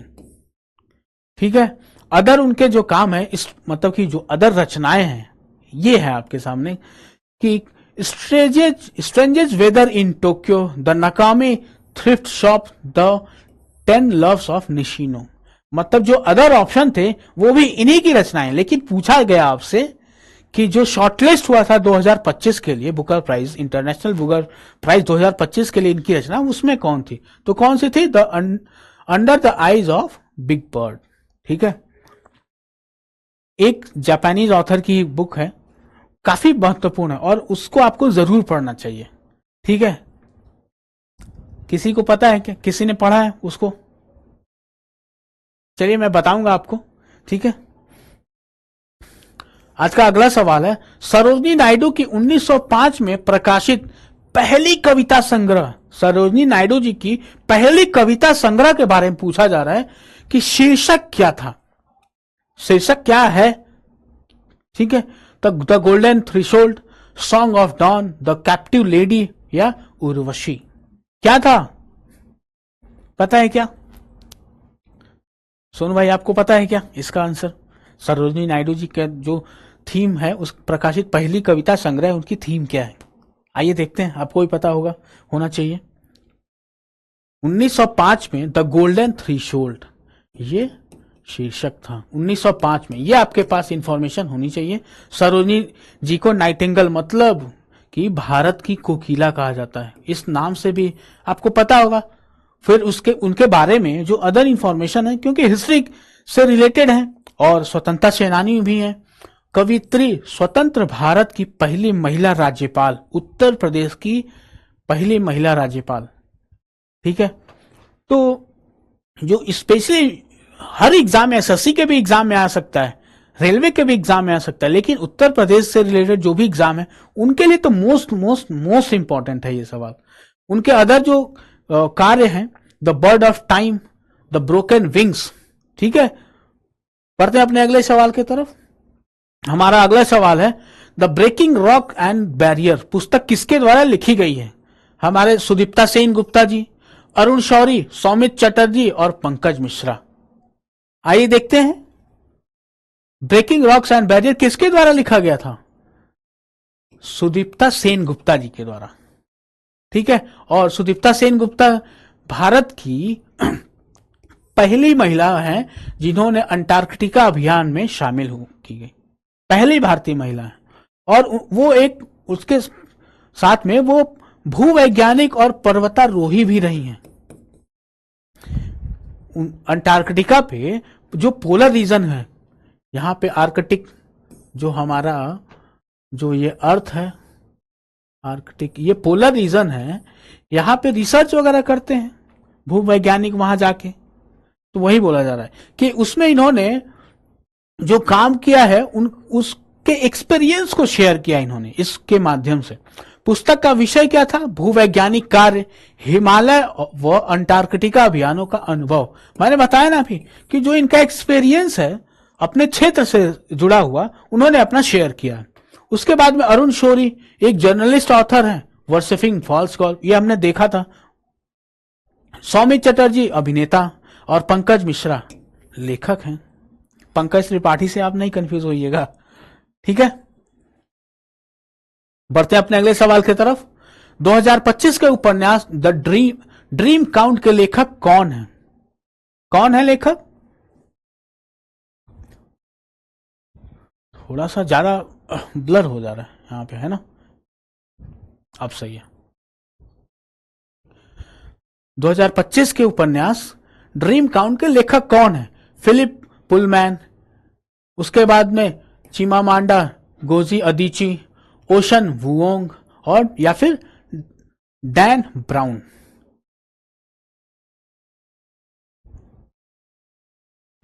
कौन है इसका आंसर? कौन है इसके लेखक? आइए देखते हैं। ड्रीम काउंट 2025 किसके द्वारा लिखा गया? चिमामांडा नगोजी अदिची, और वो कहां से हैं? नाइजीरियन है, इसीलिए थोड़ा सा नाम टफ हो रहा है। थोड़ा सा नाम आपको ध्यान रखना है। ठीक है, नाइजीरियन है इसीलिए थोड़ा नाम इनका अलग है। Half of the yellow sun और अमेरिकाना इनके अदर जो रचनाएं हैं ये हैं, उनके उसके लेखक हैं। उसके बाद फिलिप पुलमैन, इनका जो रचना है हिज डार्क मटेरियल सीरीज के लिए प्रसिद्ध है। ठीक है, और ओशन वुओंग उपन्यासकार हैं और थ्रिलर लेखक है कौन? Dan brown. अब अगले सवाल पे देखते हैं, जो सवाल नंबर आज का 20 है। निम्नलिखित में से कौन सी पुस्तक प्रसिद्ध लेखक रस्किन बॉन्ड, अभी हमने देखा था, द्वारा लिखी गई है, जिन्हें 2024 में साहित्य अकादमी फेलोशिप मिली? Sahitya Akademi fellowship. The blue umbrella, my experiments with truth, the god of small things, wings of fire. इसको तो आप पहले ही कैंसिल कर सकते हो, देखते ही आप कैंसिल कर देंगे। आइए देखते हैं क्या होगा इसका answer. Blue umbrella, the blue umbrella, blue umbrella famous novel by Ruskin bond. इनकी जो अन्य रचनाएं हैं वो भी हमने देखा। ये एक मतलब सरल लेखक शैली और पहाड़ी पृष्ठभूमि के लिए प्रसिद्ध है। 2024 में इन्हें साहित्य अकादमी फेलोशिप, ये हमारे सवाल में ही था। जो उनके अदर काम है मतलब की रचनाएं हैं, वो कौन सी रचनाएं हैं? The room on roof, other tree still grow in Dehra, A flight of pigeon. Dehradun की वादियों में ये रहे, इसीलिए मतलब कि ये पहाड़ों के बीच में रहे, इनकी रचनाएं उनसे जुड़ी हुई हैं, उससे संबंधित है। और ये हमने देखा my experiment with truth Gandhi ji के द्वारा लिखा गया। The god of small thing, ये हमने देखा कि अरुंधति रॉय जी के द्वारा लिखा गया। विंग्स ऑफ फायर ऑटोबायोग्राफी, आत्मकथा है। किसके, किनकी आत्मकथा है? डॉक्टर एपीजे अब्दुल कलाम साहब की। ठीक है, बढ़ते अपने अगले सवाल की तरफ। Religion and ideology of rebels of 1857। 1857 पुस्तक किसके द्वारा लिखी गई है? ये किसके द्वारा लिखी गई है? ठीक है, इकबाल हुसैन, आरसी मजूमदार, अशोक मेहता या पूर्ण चंद्र जोशी। ये तो हिस्ट्री से रिलेटेड है, शायद पता हो। अगर आपको पता है तो कमेंट करके बताइए, फिर हम बताएंगे। अगर जिनको नहीं पता है वो भी कमेंट करें अगर आपको लगता है कि क्या आंसर हो सकता है हमारा। ठीक है, तो जो हमारे इकबाल हुसैन, आरसी मजूमदार, अशोक मेहता, पूर्ण चंद्र जोशी, कौन आंसर हुए, इस किसके द्वारा लिखी गई है? आइए देखते हैं आपका उत्तर क्या है। The religion and ideology of rebel of 1857 किसके द्वारा लिखा गया है? इकबाल हुसैन के द्वारा। जो 1857 की क्रांति है उस पे बेस्ड ये है, रचना है। और किसमें देखिए धार्मिक और वैचारिक पहलुओं का विश्लेषण किया गया इस किताब के अंदर, इस रचना के अंतर्गत। और आरसी मजूमदार एक हिस्टोरियन है, मतलब इतिहासकार है। उनकी अगर ऑप्शन में अगर आता है, उनसे रिलेटेड सवाल आता है तो क्या आ सकता है? उनकी जो कृतियां हैं, corporate life in ancient India, उसके बाद सुवर्णा दवी पल, ये आपके सामने आ सकता है ऑप्शन में। ठीक है, और पूर्ण चंद्र जोशी, उन्होंने 1857 में रिबेलियन 1857 एक सिंपोशियम ये लिखा। रचनाएं थोड़ी सी भिन्न है तो कंफ्यूज नहीं होना है, ध्यान रखना है। अशोक मेहता उन्होंने क्या लिखा? Great revolt. इसीलिए देखिए ऑप्शन भी आपके सामने ऐसा रहता है कि आपको थोड़ा भी कंफ्यूजन होगा तो गलत हो जाएगा सवाल। तो ये आपको बार बार रिवाइज करना है उस पीडीएफ के माध्यम से। ठीक है, और ध्यान रखना है। बढ़ते अपने अगले सवाल की तरफ। काव्य दर्श पुस्तक के लेखक कौन है? जो काव्य दर्श पुस्तक है उसके लेखक कौन है? दांडीन, जैमिनी या वादरायण और कुंदकुन। ठीक है, आपको पता है? आइए देखते हैं काव्य दर्श के।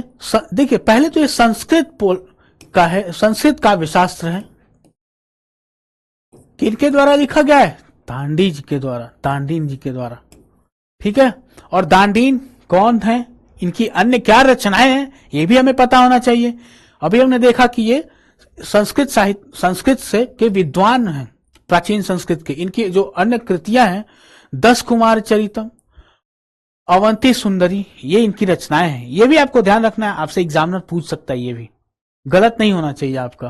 क्योंकि आप देखिए ये है हमारे सामने काव्य दर्श, इसके अलावा भी तो कृतियां हैं, ये भी तो आपसे पूछा जा सकता है।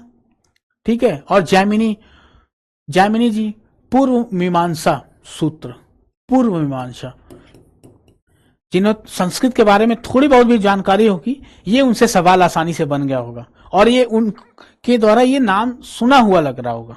ठीक है, उसके बाद तो ये देखिए बदरायन, ब्रह्मसूत्र के लेखक।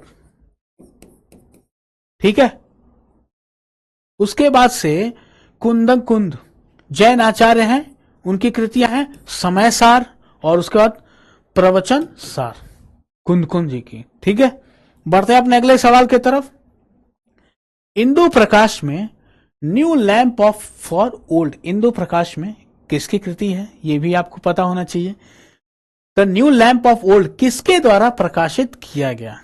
ठीक है, आपके सामने ऑप्शन है लाला लाजपत राय, बाल गंगाधर तिलक, अरविंद घोष या बिपिन चंद्र पाल। देखिए सवाल आपको समझ में आ रहा होगा कि अभी करंट से भी रिलेटेड जो हमारे सामने पुस्तकें थी, उनकी रचनाएं, उनके लेखक, और हिस्ट्री में जो हैं लेखक, जो स्वतंत्रता सेनानी हैं, उनकी जो कंट्रीब्यूशन है और उनकी जो रचनाएं हैं, वहां से भी आपके एग्जाम में सवाल आ सकता है। ठीक है, तो इंदु प्रकाश के में जो न्यू लैंप फॉर ओल्ड है, किसने प्रकाशित किया, ये आपके सामने है। ये पता है कि आपको, कमेंट करके बताइए। आइए देखते हैं क्या उत्तर होगा इसका। न्यू लैंप फॉर ओल्ड लेखक की श्रृंखला थी, जिसे किसने लिखा था, अरविंद घोष जी ने लिखा। ठीक है, और वो उदारवादी राजनीति की आलोचना की गई इसके माध्यम से।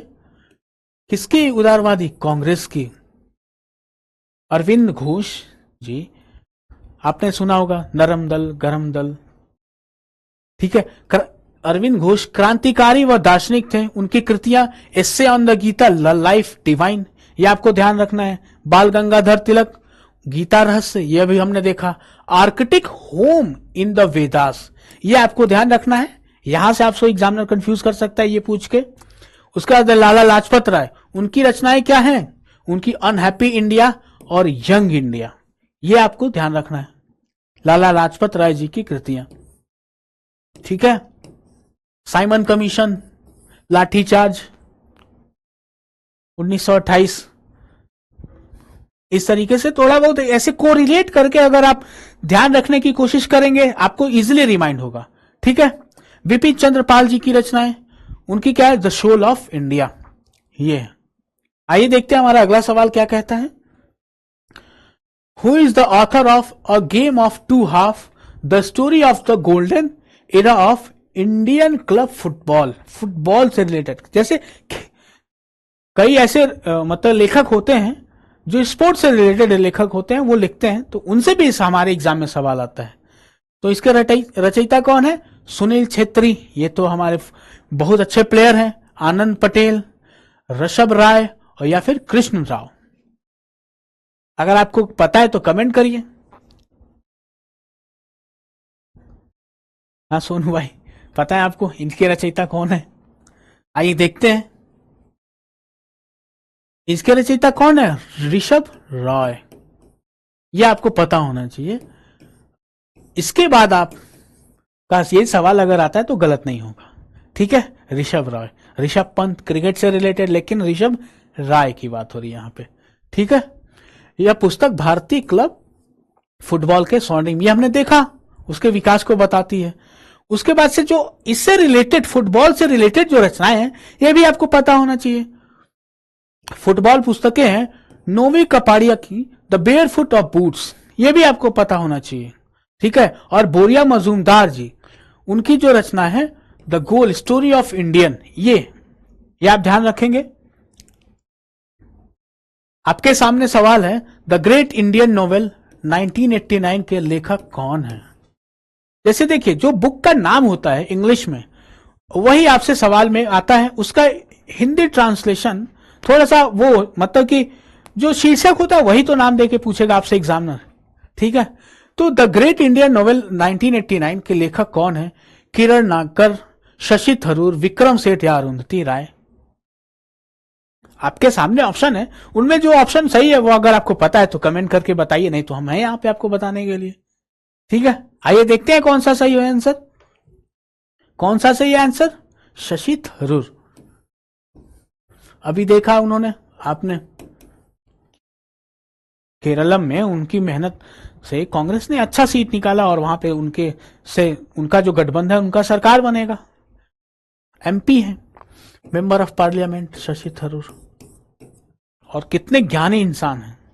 उनकी इंग्लिश इतनी तगड़ी है कि ऐसे ऐसे वर्ड इंग्लिश के कि मानो कहां से निकाला है उसको। ठीक है, एक इंडियन ऑथर, डिप्लोमेट हैं, पॉलिटिशियन भी है, ये हमें पता है। उनकी जो अन्य पुस्तकें हैं वो कौन कौन सी हैं पुस्तकें, from midnight to millennium, the Hindu way, why I am a Hindu, the paradoxical prime minister.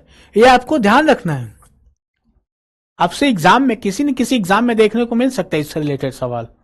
ठीक है, किरण नागकर हैं, उनके क्या रचना है, कुकोल्ड।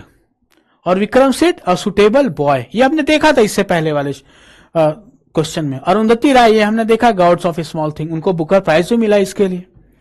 देखते हैं अगला सवाल हमारे सामने कौन सा है। The post colonial element in Amitabh Ghosh the shadow line 2018 के लेखक कौन है।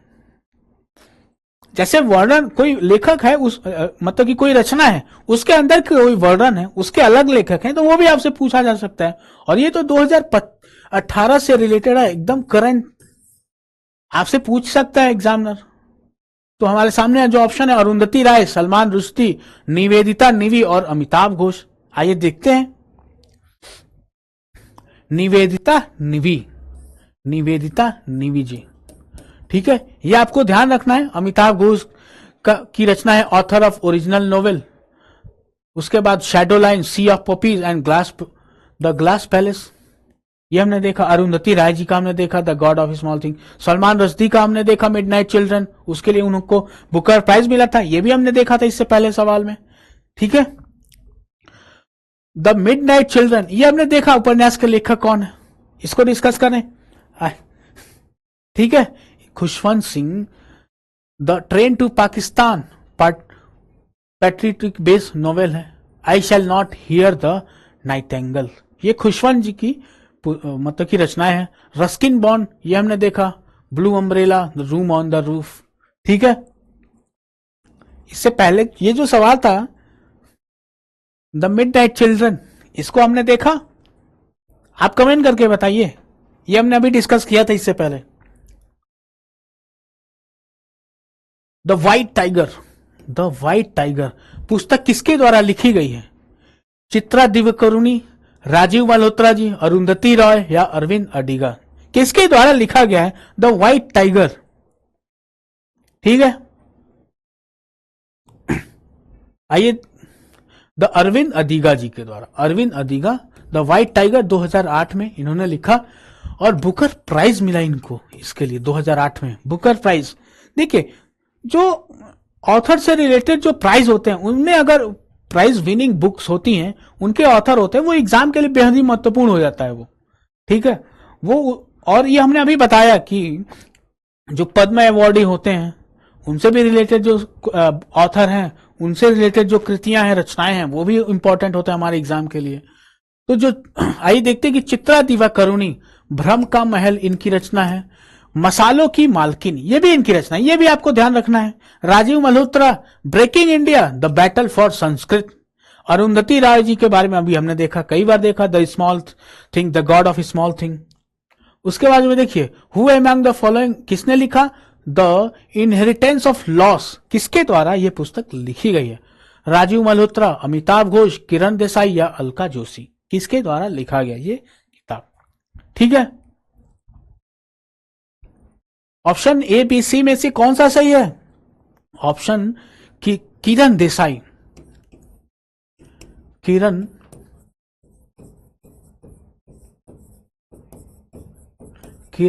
देसाई जी के द्वारा।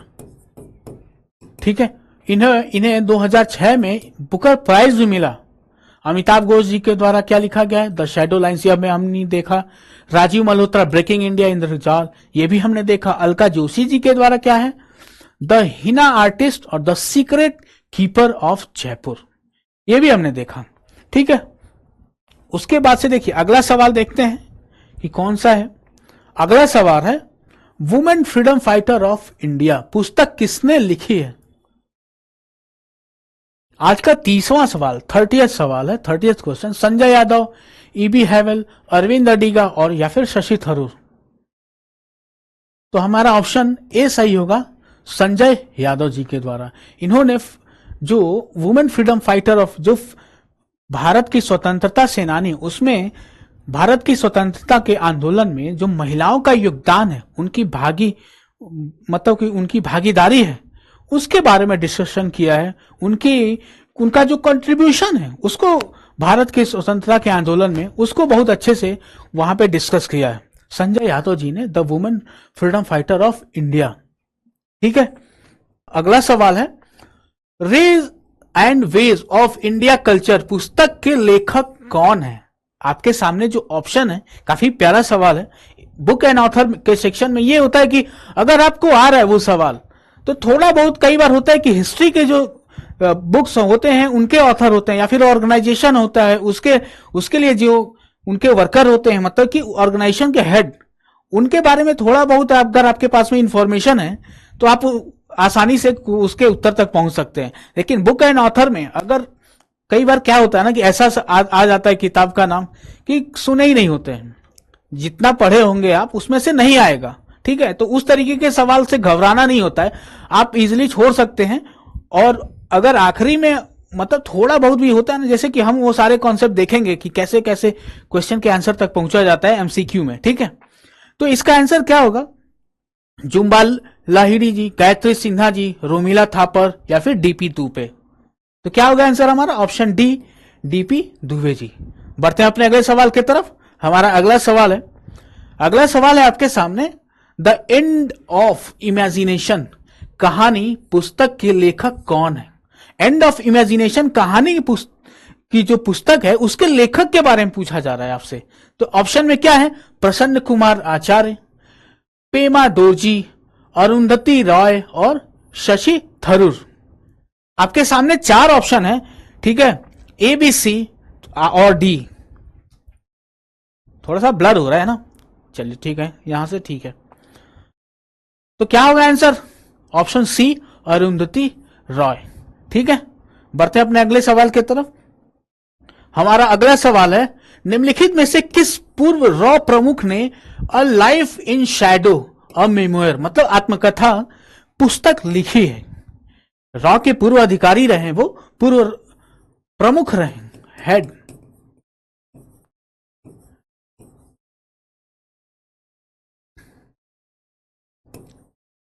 रॉ आपको पता है हमारे देश की रिसर्च एंड एनालिटिकल विंग जो हमारे सुरक्षा की गारंटी रखती है। अभी आपने देखा उनका कंट्रीब्यूशन किस तरीके से होता है। उनका कंट्रीब्यूशन हमें पता नहीं लगता है, लेकिन उनका जो कंट्रीब्यूशन होता है वो किसी से छुपा नहीं है। बहुत तरीके से अभी देखा आपने एक मतलब धुरंधर मूवी, उसमें किस तरीके से इनके कार्य को दर्शाया गया है एक मूवी के माध्यम से। ठीक है, ऐसे बहुत सारी कहानियां हैं। ठीक है, तो पूछा गया कि कौन जो पूर्व रॉ के प्रमुख हैं जिन्होंने ये life in the shadow A memoir लिखा है, उनके रचयिता कौन है? ठीक है, तो ऑप्शन है आपके सामने ए एस दुलत, अरविंद दवे, विक्रम सूद या फिर अमरजीत सिंह दुलत। इन्होंने जो रॉ के पूर्व प्रमुख हैं, उन्होंने जो उसमें सिक्योरिटी और इंटेलिजेंस का जो एक्सपीरियंस है उनके पास में, अपने मतलब कि जॉब के दौरान, अपने कार्यकाल के दौरान उनके पास जो एक्सपीरियंस उन्होंने गेन किया उसके बारे में डिस्कस किया है, उसके बारे में चर्चा किया इस किताब के माध्यम से उन्होंने। तो कौन है आंसर? क्या होगा? ऑप्शन डी, अमरजीत सिंह दुलत जी। ठीक है, बढ़ते हैं अपने अगले सवाल की तरफ। देखिए आपका जो सवाल होगा ना वो हिस्ट्री से भी रिलेटेड होगा, मतलब कि मेरे कहने का मतलब कि जो सब्जेक्ट हिस्ट्री है वहां से भी आ सकता है, और करंट से तो होता ही होता है। ठीक है, सारी चर्चाएं हम करेंगे, एक एक करके सारी चर्चाएं करेंगे। थोड़ा सा ये सेशन लंबा है, लेकिन पेशेंस बना के रखेंगे तो आपको आखिरी में लगेगा कि हाँ सर की क्लास फ्रूटफुल है, अच्छी है, इससे बाहर आपका सवाल नहीं जाएगा। हमारा सवाल है, निम्नलिखित में से कौन सी रचना कर्नाटक संगीत, देखिए कर्नाटक संगीत की बात हो रही है, कि भक्ति रूप को दर्शाती है? कर्नाटक संगीत के भक्ति रूप को दर्शाती है। हमारे सामने ऑप्शन है ए देवरानामा, पांडवानी, आल्हा, हुरी। इन सभी के बारे में हमने डिटेल चर्चा की, क्वेश्चन के माध्यम से ही चर्चा की इसके पिछले सेशन में। जो हमारा सेशन है उसमें हमने देखा था कि हमारा पांडवानी कहाँ का है, इसमें ये हिंदुस्तानी म्यूजिक है, कार्नाटिक म्यूजिक है, उसके बाद से ये फोक म्यूजिक है या फिर क्लासिकल म्यूजिक है, ये सारी चर्चाएं की हमने। ठीक है, यहां का जो आंसर होगा, क्या लगता है आपको क्या होगा आंसर? आइए देखते हैं इसका क्या आंसर है। इसका आंसर होगा ऑप्शन ए, देवर नामा। ऑप्शन ए आंसर होगा। बढ़ते हैं अपने अगले सवाल की तरफ। बहुत ही इंटरेस्टिंग सवाल है, आपके एग्जाम में आने की प्रोबेबिलिटी इन सवालों की काफी ज्यादा है। हमारा अगला सवाल है आज का, निम्नलिखित में से सिग्निफिकेंस ऑफ विमानन एंड गोपुरम पुस्तक किसने लिखी है? आपके सामने जो ऑप्शन है, शशि थरूर, रोमिला थापर, निकेतन आनंद गौर और डॉक्टर वी गणपति स्थापति। ठीक है, देखिए पहले तो आपके दिमाग में आएगा, हम चर्चा करेंगे इसको, नो डाउट हम चर्चा करेंगे, लेकिन थोड़ा बहुत जानकारी कि सर विमानन गोपुरम ये क्या है। ये जो मंदिर में नागर उत्तर भारत में इसको फॉलो करते हैं, और दक्षिण भारत में किस मंदिर के किस कृति को फॉलो करते हैं, उसका नाम है द्रविड़ स्टाइल। ठीक है, तो ये जो विमानन और गोपुरम है, वो जो वास्तुकला है मंदिर की, मतलब कि मंदिर का स्ट्रक्चर कैसे होता है दक्षिण भारत में द्रविडियन स्टाइल में, उसके बारे में उसका पार्ट है विमानन और गोपुरम। विमानन जैसे कि कोई मंदिर होता है ना, जैसे ये मंदिर है, ठीक है, यहां पे मेन डाइटी है, इस एरिया में मेन डाइटी है, इनके ऊपर एक तरीके का सीढ़ीनुमा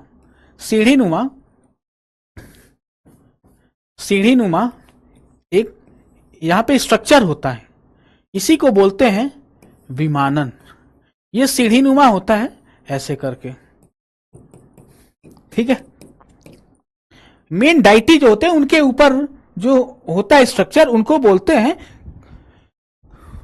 विमानन, ठीक है। गर्भगृह के ऊपर स्थित होता है। और जो गोपुरम होता है, जो मेन गेट होता है ना, जैसे एंट्री का जो मेन गेट होता है गोपुरम, उसको बोला जाता है, उसमें कलाकृतियां बहुत अच्छे तरीके से डिजाइन करके सजाया जा रहता है, ठीक है। और उनकी जो ये हमने अभी देखा द्रविडियन स्टाइल, उसके बाद नगर स्टाइल, जो उत्तर भारत और दक्षिण भारत, जैसा अभी हमने देखा कि कर्नाटक म्यूजिक, उसके बाद में हिंदुस्तानी म्यूजिक, ये हमने देखा उत्तर भारत दक्षिण भारत की विशेषताएं हैं। उसी तरीके से मंदिर की जो स्ट्रक्चर होते हैं उनके में भी अलग अलग विशेषताएं हैं, उसको हम कवर करेंगे अपने हिस्ट्री की क्लास में, ठीक है।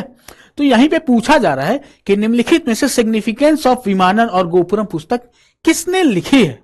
तो हमारा क्या आंसर होगा? Option D, doctor V Ganapati Sthapati, ठीक है। बढ़ते हैं अपने अगले सवाल की तरफ। हमारा अगला सवाल है, निम्नलिखित में से डॉलर बहु, ध्यान दीजिएगा, डॉलर बहु कीवर्ड्स है, थोड़ा सा अलग है, इसीलिए आपको ध्यान जरूर रहेगा, मुझे पता है। कहानी पुस्तक किसने लिखी है? ठीक है, किसने लिखी है? ऑप्शन ए है अरविंद अदिगा, ईबी हेवेल, प्रसन्ना कुमार आचार्य, या फिर डॉक्टर सुधा मूर्ति जी। किसने लिखी है? डॉक्टर सुधा मूर्ति जी, ठीक है। बढ़ते हैं अपने अगले सवाल की तरफ। हमारे सामने, आपके सामने अगला सवाल देखिए कितना इंटरेस्टिंग है। निम्नलिखित में से the miracle makers India crickets greatest epic पुस्तक के लेखक कौन है? क्रिकेट देख रहे हैं, आज का आईपीएल कैसा चल रहा है, धुआंधार बल्लेबाजी हो रही है। अभी विराट कोहली का विकेट गिरा, कितना खतरनाक, मतलब कि उनका स्टंप ही उड़ गया विराट कोहली का। और राजस्थान रॉयल का वो प्लेयर, बाप रे, सूर्यवंशी, वैभव सूर्यवंशी,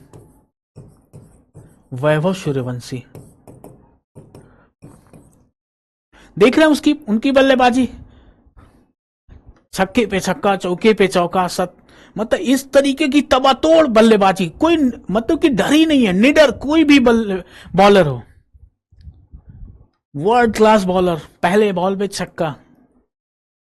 आइए देखते हैं अपना हमारा सवाल क्या कह रहा है। निम्नलिखित में से the miracle maker Indian cricket greatest epic पुस्तक के लेखक कौन है? आपके सामने जो ऑप्शन है, हरिकेश कनिटकर, भरत सुंदर रासन, सुनील जोशी और शिव सुंदर दास, ठीक है। क्या है आंसर? पता है आपको? कमेंट करिए, बताते हैं हम ना यहाँ पे, भरत, ऑप्शन बी भरत सुंदर सन। ठीक है, इसमें इन्होंने 2020 और 21 के बीच में 2020 और 21 के बीच में जो टेस्ट श्रृंखला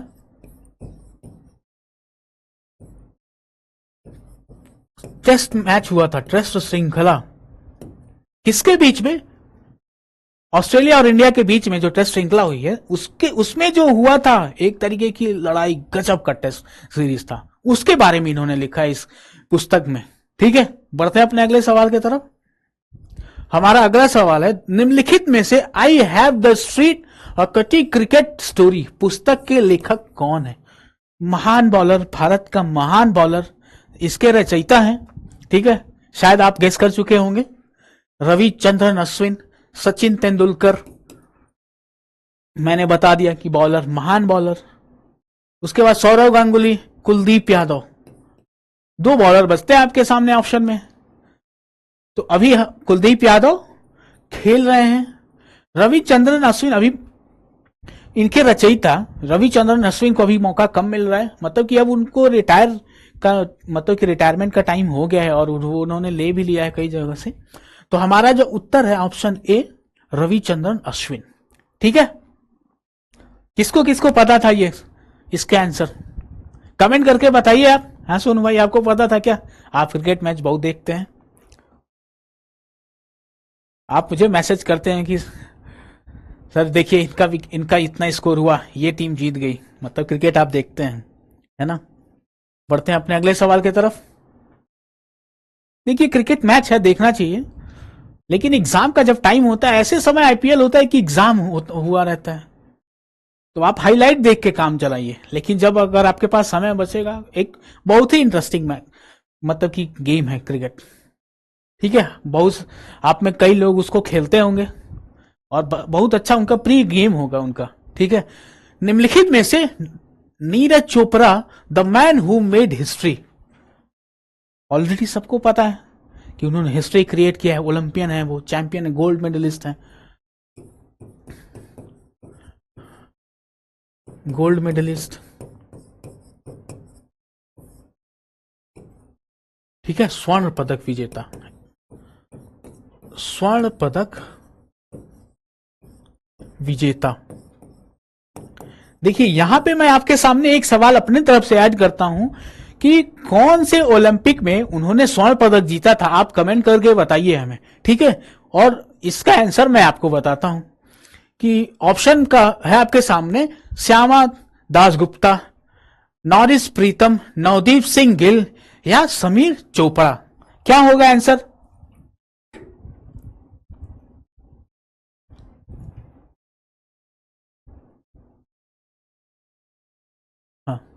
ऑप्शन आंसर होगा हमारा ऑप्शन बी नॉरिस प्रीतम। जो गोल्ड मेडलिस्ट हैं, स्वर्ण पदक विजेता, इनकी जो जर्नी रही है, देखिए हर प्लेयर की, इवन हर इंसान की अपनी एक जर्नी होती है, वो कैसे स्ट्रगल करके उस प्लेयर को, उस खिलाड़ी को कौन कौन सी सुविधा कब मिली है, किस हालात में वो आगे बढ़ा है, ये वो उस इंसान से बेहतर कोई नहीं जान सकता। हर एक इंसान की अपनी कहानी होती है, वही है ना। लेकिन देखिए ये तो बहुत अच्छी बात है कि जो जीत जाते हैं उनके बारे में है लिखा हुआ है, लेकिन कई ऐसे प्लेयर होंगे, एक आप जैसे जो युग क्रिकेट का था उसमें सोचिए जरा, वीरेंद्र सहवाग, सचिन तेंदुलकर, सौरव गांगुली, युवराज सिंह, वीवीएस लक्ष्मण, उनके जो टॉप 5 मतलब कि स्पॉट थे क्रिकेट के 11 में, उस समय कितने प्लेयर्स आए और गए, उनको मौका नहीं मिला। तो एक इस तरीके का होता है, कई बार सिचुएशन ऐसी आती है। उसमें से आपको पता होगा जो अभी हमारी महिलाओं ने वर्ल्ड कप जीता, उसके जो हेड कोच थे वो उस समय क्रिकेट खेलते थे, उन्हें मौका नहीं मिला। ठीक है, लेकिन उन्हें वही है ना कि किस्मत को क्या किस्मत को जो मंजूर है वो होके ही रहेगा। वर्ल्ड कप उन्हें उठाना था, लेकिन किसी और तरीके से महिलाओं के साथ में उन्होंने हेड कोचिंग करी और उन्होंने वर्ल्ड कप जिताया। ठीक है, तो बढ़ते अपने अगले सवाल की तरफ। हमारा अगला सवाल है, coaching beyond my days with Indian cricket team. देखिए क्रिकेट से जुड़ा हुआ भी सवाल आता है आपके एग्जाम में, ठीक है, तो उसी से रिलेटेड जितने सवाल हैं जिसकी प्रोबेबिलिटी काफी ज्यादा है आपके एग्जाम में आने के, वो यहां पे है आपके सामने। पुस्तक आर श्रीधर, देखिए ये पुस्तक आर श्रीधर के द्वारा, उनके द्वारा लिखी गई है, लेकिन सवाल क्या है, लिखी गई है, इसकी भूमिका फोरवर्ड किसने लिखी। जैसे होता है प्रीफेस हो गया, मतलब कि एक पुस्तक के बहुत पार्ट होते हैं, उसमें से एक पार्ट का नाम है फोरवर्ड, ठीक है, भूमिका, उसको किसने लिखा, ये आपसे सवाल पूछा जा रहा है। क्या होगा कि आपके सामने एग्जाम में आ जाएगा कि coaching beyond my days with Indian cricket team, इसके रचयिता कौन है, तो आप क्या करेंगे, श्रीधर जी, ठीक है। लेकिन इसके आंसर में आप कौन सा ऑप्शन टिक करेंगे, आइए देखते हैं। सचिन तेंदुलकर, वीवीएस लक्ष्मण, राहुल द्रविड़ या सौरव गांगुली।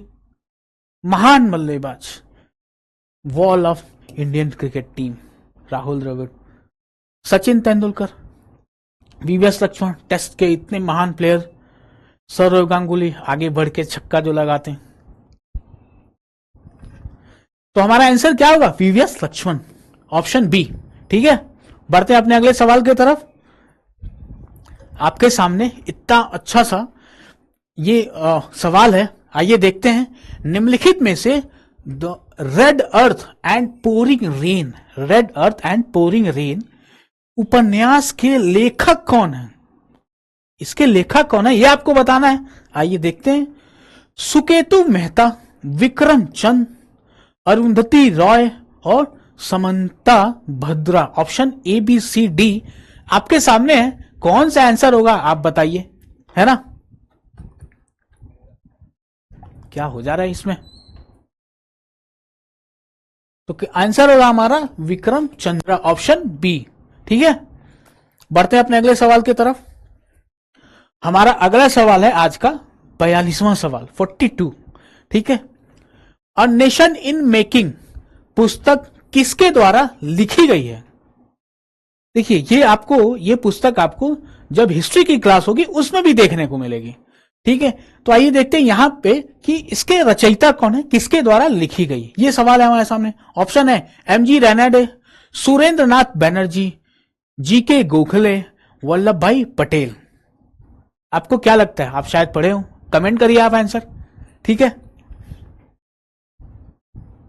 यहां से यहां आने में ब्लर हो जा रहा है स्क्रीन, लेकिन आपको दिखेगा नहीं यहां से, है ना।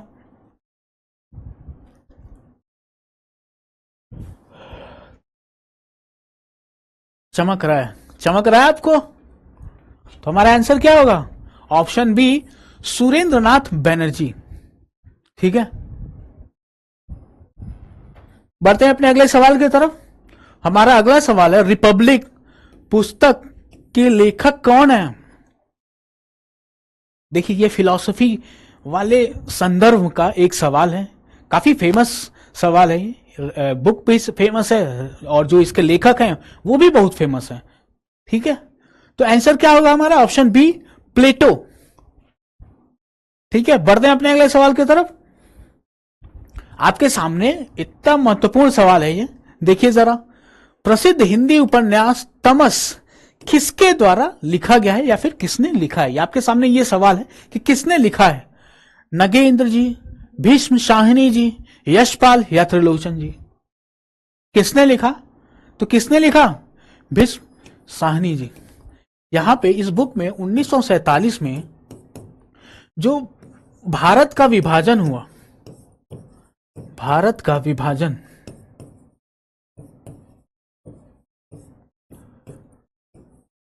उसमें भारत के पार्टीशन ऑफ इंडिया, जब भारत का विभाजन हुआ तो उसमें क्या भत्सना झेलनी पड़ी लोगों को, उसके बारे में चर्चा हुई है इस बुक में, ठीक है, जिसके रचयिता भीष्म शाहिनी जी हैं, ठीक है। बढ़ते हैं अपने अगले सवाल की तरफ। हमारा आज का क्वेश्चन जो अगला सवाल है, India after Gandhi, India after Gandhi नामक नैरेटिव इतिहास किसने लिखा है। हो सकता है शायद आपको, आप में कई लोगों को पता हो, आप कमेंट करके जल्दी से बताइए, देखते हैं किनका किनका कमेंट आता है। ऑप्शन आइए देखते हैं, रूपा बाजवा, मालती राव, अरुंधति राय या फिर रामचंद्र गुहा।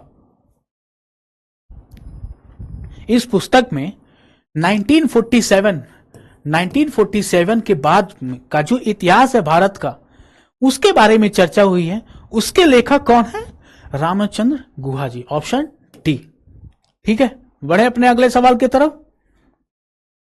हमारा आज का अगला सवाल है, प्रसिद्ध उपन्यास अनटचेबल किसने लिखा है? किसके द्वारा लिखा गया है अनटचेबल? ठीक है, ऑप्शन आपके सामने, ए के रामानुजम, आर के नारायण, मुल्क राज आनंद, या फिर के आर श्रीनिवासन अयंगर जी। ठीक है, किसने लिखा है? अगर आपको पता है तो आप कमेंट करिए आंसर।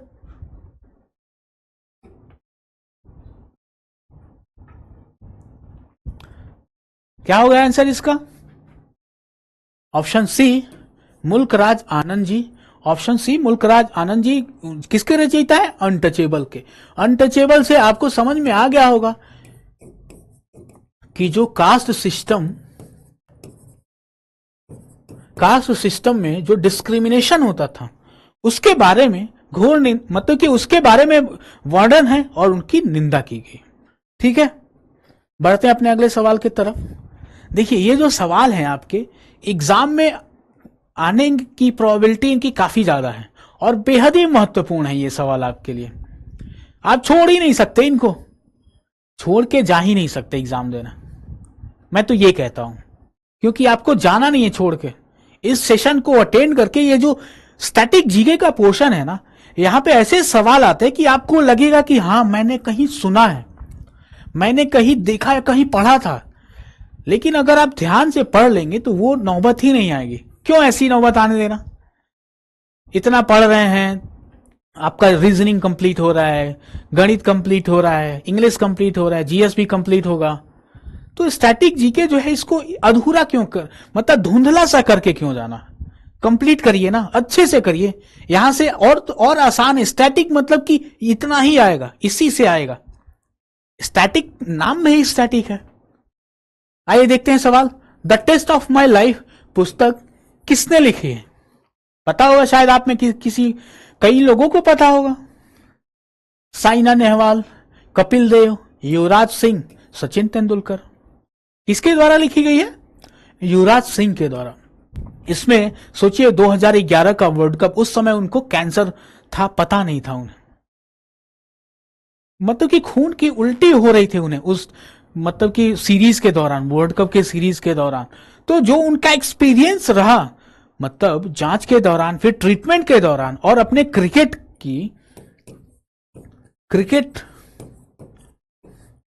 और कैंसर, इन कैसे मैनेज किया, फिर उसके बाद में कैसे उभर के आए। और ऐसा नहीं कि उसके बाद युवराज सिंह ने खेलना छोड़ दिया, नहीं, उन्होंने उस कैंसर से लड़ाई जीती, फिर फील्ड में आए और मैच खेला उन्होंने। ठीक है, तो उसके बारे में इन्होंने बताया इस पुस्तक में। ठीक है, बढ़ते हैं अपने अगले सवाल की तरफ। हमारा आज का अगला सवाल है, प्रसिद्ध संस्कृत नाटक। देखिए, संस्कृत नाटक कीवर्ड आपको ध्यान रखना है। मैं हमेशा आपसे कहता हूं कि जो भी आपके पास सामने सवाल आता है ना, उसको कीवर्ड के माध्यम से ध्यान रखेंगे तो उसको भूलने में मतलब कि कोई प्रॉब्लम आ ही नहीं सकती, भूल ही नहीं सकते आप। कीवर्ड आपको बस ध्यान होना चाहिए। ठीक है, स्वप्नवासव दत्तम किसके द्वारा लिखा गया है, मतलब कि किसने लिखा है, आपसे पूछा जा रहा है। आपके सामने ऑप्शन है कालिदास, शुद्रक, भास और जयदेव। किसके द्वारा लिखा गया स्वप्नवासव दत्तम? यह संस्कृत का एक नाटक है। किसके द्वारा लिखा गया है? ऑप्शन हमारा जो है उसमें से सी। ये देखिए, काफी महत्वपूर्ण सवाल है ये। कई बार क्या होता है कि ये संस्कृत के जो रचयिता हैं उनके जो सवाल होते हैं वो नहीं हो पाते हैं, क्योंकि मतलब छूट जाता है, वो आपके नजरों के सामने नहीं आ पाता है। लेकिन यहां पे देखिए, आपको करंट से रिलेटेड, हिस्ट्री से रिलेटेड, गेम से, क्रिकेट से रिलेटेड, मतलब खेल जगत से भी रिलेटेड जो भी सवाल हैं वो भी आएंगे। संस्कृत में जो रचयिता है उनके से रिलेटेड जो सवाल है वो भी आएंगे आपके सामने। ठीक है, तो बढ़ते हैं अपने अगले सवाल की तरफ। हमारे सामने कितना अच्छा सा सवाल है ये कि किस भारतीय प्रधानमंत्री ने तेलुगु महाकाव्य उपन्यास का हिंदी अनुवाद सहस्र फन नाम से किया? प्रधानमंत्री, भारत के प्रधानमंत्री उनका क्या नाम है? आई के गुजराल, वीपी सिंह, मनमोहन सिंह या फिर पीवी नरसिम्हा राव जी? किसी को चमक रहा है क्या? पता है किसी को? सोनू भाई आप बताइए जरा, गेस करिए, इसका आंसर गेस करिए आप। ए बी सी और ऑप्शन डी, कौन सा ऑप्शन होगा सही? बताइए। हमारा ऑप्शन डी सही होगा, पीवी नरसिम्हा राव जी। इन्होंने जो उपन्यास है महाकाव्य है तेलुगु का, उसका हिंदी में अनुवाद किया, जिसका नाम सहस्र फन। ये आपको कीवर्ड है, आपको ध्यान रखना है, भूलना नहीं है इसको, ठीक है। आइए देखते हैं आपके सामने अगला सवाल कौन सा है। 1867 1867 की बात हो रही है, 57 नहीं, में भारत की प्रति आय की गणना, ठीक है, पर कैपिटा इनकम की बात हो रही है, कि गणना कर poverty and un British rule in India में किसने प्रकाशित किया, किसके द्वारा लिखा गया, आपसे मूलतः ये पूछा जा रहा है। Dadabhai Nehru ji, lord Cornwallis, sir Arthur Cotton या फिर मोतीलाल नेहरू? मुझे नहीं लगता इसको, मतलब कि मुझे लगता है कि 95% बच्चे जानते होंगे इस सवाल का आंसर, ठीक है। कौन होगा? दादा भाई नेहरू जी, ठीक है। बढ़ते अपने अगले सवाल की तरफ। हमारा अगला सवाल है, कल्पना चावला की जीवनी पर आधारित पुस्तक कौन सी है? आपके सामने उस पुस्तक का नाम देके आपसे पूछ सकता है, तो वो एग्जामिनर की राइटर कौन है? आइए पहले देखते हैं। The edge of time, sleeping on Jupiter, the sense of an ending, और जो हमारा लास्ट ऑप्शन डी है, द ल्यूमिनारीज। तो क्या होगा आंसर हमारा? The edge of time. इसके राइटर कौन है? आप कमेंट करके बताइए, ठीक है। इनके राइटर, जो राइटर हैं, वो उनका क्या नाम है, लेखक? आप कमेंट करके हमें बताइए कि इसके लेखक का क्या नाम है, जिन्होंने इसकी रचना की। बढ़ते अपने अगले सवाल की तरफ। हमारा अगला सवाल है, द इंडियन स्ट्रगल पुस्तक के लेखक कौन है? इंडियन स्ट्रगल मतलब कि इंडिपेंडेंस, भारत की स्वतंत्रता के दौरान की जो यात्रा रही है, उसके बारे में चर्चा हुई इस पुस्तक में। इससे आपको ये तो समझ में आ जाएगा। इसके रचयिता कौन है? आइए देखते हैं। जवाहरलाल नेहरू, महात्मा गांधी, मौलाना अबुल कलाम आजाद या फिर सुभाष चंद्र बोस? क्या होगा answer? Option D, Subhash Chandra Bose, ठीक है। इनके बारे में कौन नहीं जानता? तुम मुझे खून दो, मैं तुम्हें आजादी दूंगा, ठीक है। इनके द्वारा बोला गया। और आपके सामने एक इंटरेस्टिंग सा सवाल है, और वो फैक्ट है, आपके एग्जाम में किसी न किसी रूप में आ सकता है, कि वो कांग्रेस का कौन सा अधिवेशन, वो कौन सा सेशन था जिसमें उनकी जीत हुई थी प्रेसिडेंट के पद पे, लेकिन उसके बाद उन्होंने रिजाइन दे दिया था, ठीक है। ये आप कमेंट करके हमें बताइए, देखते हैं कि किसका आंसर सही होता है, ठीक है। अगला क्वेश्चन है, द पैसेज टू इंडिया उपन्यास किसके द्वारा लिखा गया है, किसने लिखा है, यह सवाल पूछा जा रहा है आपसे। और जो ऑप्शन है, अजीज अहमद, नीरज सी चौधरी, E.M. फाटर, उसके बाद में गुनार मेडराल। आपके सामने जो ऑप्शन है A, B, C और D, उसमें से आपको बताना है कि द पैसेज टू इंडिया मतलब कि भारत में आने के रास्ते, इस तरीके से समझ सकते हैं आप। कीवर्ड्स आपको ध्यान रखना है। उसके रचयिता कौन है, लेखक कौन है? तो हमारा क्या होगा आंसर? ऑप्शन सी, E.M. फास्टर्स। बढ़े अपने अगले सवाल की तरफ। मजा आ रहा है? मजेदार क्लास। अगला सवाल जो आपके सामने है, द लिटिल बैलेंस 1586, ठीक है, ध्यान दीजिएगा, 1586 में किसने लिखी? Who wrote the book the little balance? The little balance को 1586 की बात हो रही है। आप ऐसा ना हो कि कंफ्यूज हो जाएं। तो उसके रचयिता कौन है वो आपसे पूछा जा रहा है। ऑप्शन है आपके सामने Galileo Galilei, Carolus Linnaeus, Archimedes, James Prescott. तो क्या होगा आंसर, क्या होगा उत्तर इसका? Option A Galileo Galilei. ठीक है, बढ़े अपने अगले सवाल की तरफ। हमारा आज का अगला सवाल है वेटिंग फॉर अ वीजा किसकी आत्मकथा है, ऑटोबायोग्राफी, किसकी ऑटोबायोग्राफी है? The waiting for a visa, मतलब वीजा, वीजा आपको पता ही है किसी देश में जाने के लिए, यात्रा करने के लिए विदेश में वीजा की जरूरत होती है।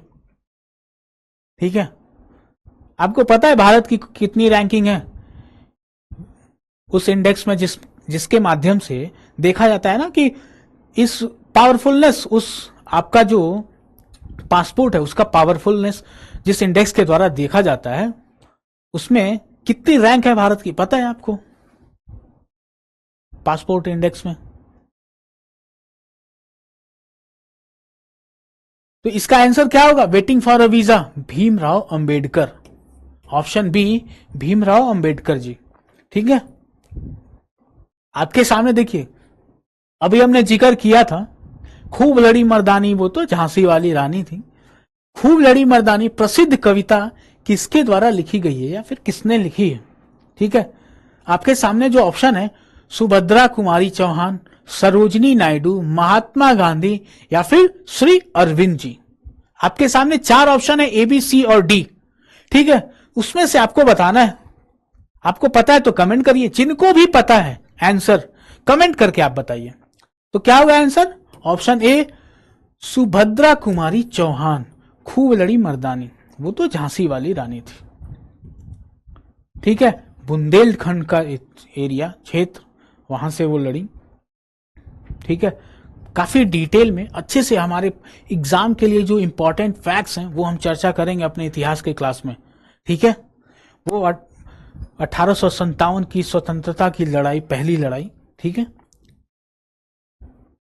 हमारे सामने जो अगला सवाल है, निम्न में से कौन सी पुस्तक अमर्त्य सेन द्वारा नहीं लिखी गई है? ध्यान दीजिएगा, अमर्त्य सेन, अगर आपने सवाल ऐसे आया आपके एग्जाम में और आपने जल्दबाजी दिखाई तो आपका सवाल निश्चित रूप से गलत हो जाएगा। क्यों? क्योंकि यहां पे लिखा है नहीं लिखी है, आप टिक करके आ जाओगे। अगर आपको पता भी नहीं है, आप ढूंढोगे इसमें ऑप्शन में, कहीं ना कहीं टिक लगा के चले आओगे। लेकिन अगर आपको पता है कि क्वेश्चन हमारा पूछ रहा है कि नहीं लिखी गई है तो आप आसानी से उसको देख लोगे।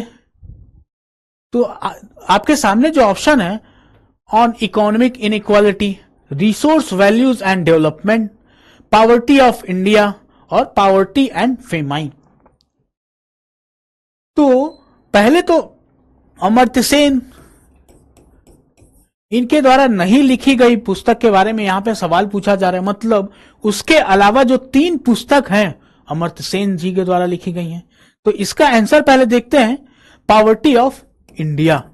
इसको किसने लिखा? दादा भाई नौरोजी जी ने। इसको जो 57 है आपका सवाल, दादा भाई नौरोजी जी ने लिखा। दादा भाई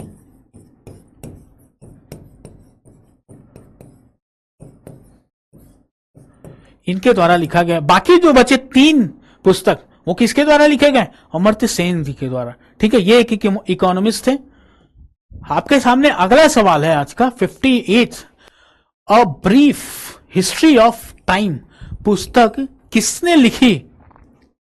a brief history of time, Satyendranath Bose, जेवी नार्लिकर, सीवी रमन या फिर स्टीफन हॉकिन, किसने लिखा? ये पुस्तक 1988 में इसकी रचना हुई।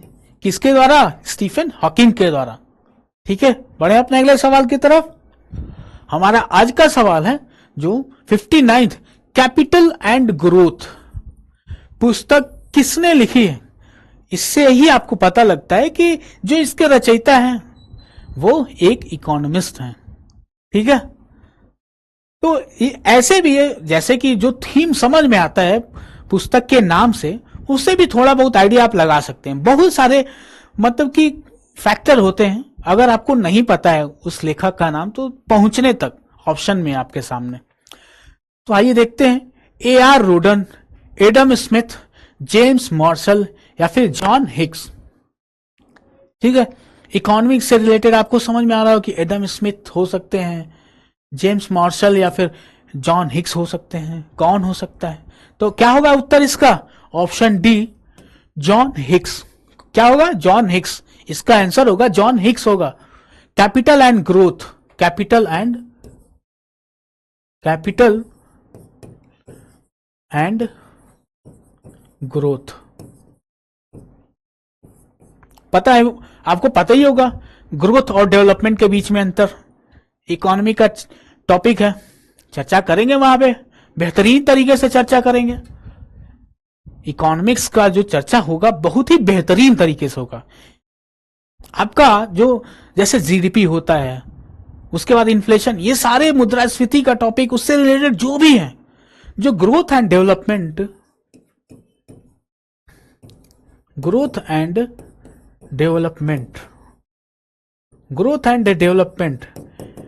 यहां से आपको एक माइन्यूट सा डिफरेंट देके पूछ लेगा। ठीक है, बढ़े अपने अगले सवाल की तरफ। महाभाष्य पुस्तक किसने लिखी? मतलब महाभाष्य की रचयिता किसने की, किसके द्वारा लिखा गया है? तो आपके सामने जो ऑप्शन है, विशाखा दत्त, पतंजलि, कालिदास या फिर अमर सिंह। किसके द्वारा लिखी गई महाभाष्य? ऑप्शन होगा पतंजलि। पतंजलि जो ये अष्टाध्यायी पाणिनि जो संस्कृत के रचयिता हैं, बहुत विद्वान हैं पाणिनि, उनके द्वारा अष्टाध्यायी लिखा गया। अष्टाध्यायी की रचना हुई। ठीक है, अष्टाध्यायी, उसके ऊपर कमेंट्री लिखा है, पतंजलि जी ने कमेंट्री किया है, उसी का नाम है महाभाष्य। ठीक है, तो यहां से आपको यह भी पता लगा कि अष्टाध्यायी के रचयिता कौन है? पाणिनि। ठीक है, बढ़े अपने अगले सवाल की तरफ। देखते हैं आपके सामने अगला सवाल कौन सा है। Which Indian chief minister road his autobiography? अपनी आत्मकथा लिखा माई अनफॉरगेटेबल मेमोरीज। देखिए, माई अनफॉरगेटेबल मेमोरीज आत्मकथा किस भारतीय मुख्यमंत्री के द्वारा, मतलब कि जब लिखा गया यह आत्मकथा उस समय वो मुख्यमंत्री थे। ऑप्शन है आपके सामने, जयललिता, नीतीश कुमार, अरविंद केजरीवाल, उसके बाद से ऑप्शन में ममता बनर्जी। ममता बनर्जी सभी के बारे में आपको पता है। जयललिता जी तमिलनाडु के चीफ मिनिस्टर, नीतीश कुमार बिहार के, अरविंद केजरीवाल दिल्ली के थे। उसके बाद ममता बनर्जी पश्चिम बंगाल की थी। अभी रिसेंटली चुनाव हुआ है, उसमें बहुत बुरे तरीके से हार हुआ है ममता बनर्जी का, वो अपना सीट भी नहीं बचा पाई। ठीक है, तो अब तो थी हो गई, मतलब कि पूर्व मुख्यमंत्री, इस तरीके की बात है। तो उत्तर क्या होगा इसका? Option D, Mamata Banerjee. उनके द्वारा लिखा गया, उनकी जो संघर्ष गाथा है, जो उनके मेमोरीज हैं, चीफ मिनिस्टर बनने के लिए जो लड़ाई लड़ी है उन्होंने, क्योंकि उनसे पहले वहां पे किसकी सरकार थी? लेफ्ट की सरकार थी पश्चिम बंगाल में। तो उन्होंने भी बहुत लंबी लड़ाई लड़ी है चीफ मिनिस्टर के लिए, लोगों के लिए। ठीक है, तो उसी के बारे में यहां पे चर्चा है, लिखा गया है। उसके रचयिता कौन है? ममता बनर्जी जी। आपके सामने अगला सवाल है आज का 62, the incredible adventure of professor शंकु। ठीक है, कि लेखक कौन है? ऑथर आपसे पूछा जा रहा है कि the author of the incredible adventure of professor शंकु कौन है? ठीक है, ऑप्शन है आपके सामने, सत्यजीत रे, ऋत्विक घटक, राहुल बोस या रविन्द्रनाथ टैगोर। क्या होगा आंसर इसका? बताइए, कमेंट करके बताइए, आप देखते हैं। अरे गलत होता है होने दो भाई यार, आप गलत हो रहा है होने दीजिए, कोई दिक्कत नहीं, सोचना ही नहीं है। अरे गलत होगा तभी तो सही होगा। यहां पे गलत, अगर मॉक टेस्ट आप लगाते हो तो जो सवाल नहीं आता है थोड़ा तो अटेम्प्ट करते हो उसको। तो अरे आप इसको मान के चलो कि मॉक टेस्ट है, क्यों घबराना इसमें? बेइज्जती नहीं होगी, आपकी बेइज्जती नहीं होगी, आपको ये इंफॉर्मेशन पता लगेगा अगर आप कमेंट करेंगे तो। ठीक है, तो क्या होगा आंसर? ऑप्शन ए सत्यजीत रे। सत्यजीत रे कौन है? एक ऑथर हैं, लेखक और फिल्मकार भी हैं। ठीक है, बढ़े अपने अगले सवाल की तरफ। हमारा अगला सवाल है, निम्नलिखित में से कौन सा उपन्यास प्रेमचंद द्वारा नहीं लिखा गया है? प्रेमचंद जी के द्वारा नहीं लिखा गया, आपसे यह पूछा जा रहा है। ऐसा ही अभी हमने देखा था ना, बताइए। अभी हमने देखा था जो इकोनॉमिस्ट थे उनका जो ऑप्शन था, पूछा गया था कि उनके द्वारा रचयिता कौन सी पुस्तक नहीं है। ठीक है, पॉवर्टी ऑफ इंडिया दादा भाई नौरोजी जी ने लिखा।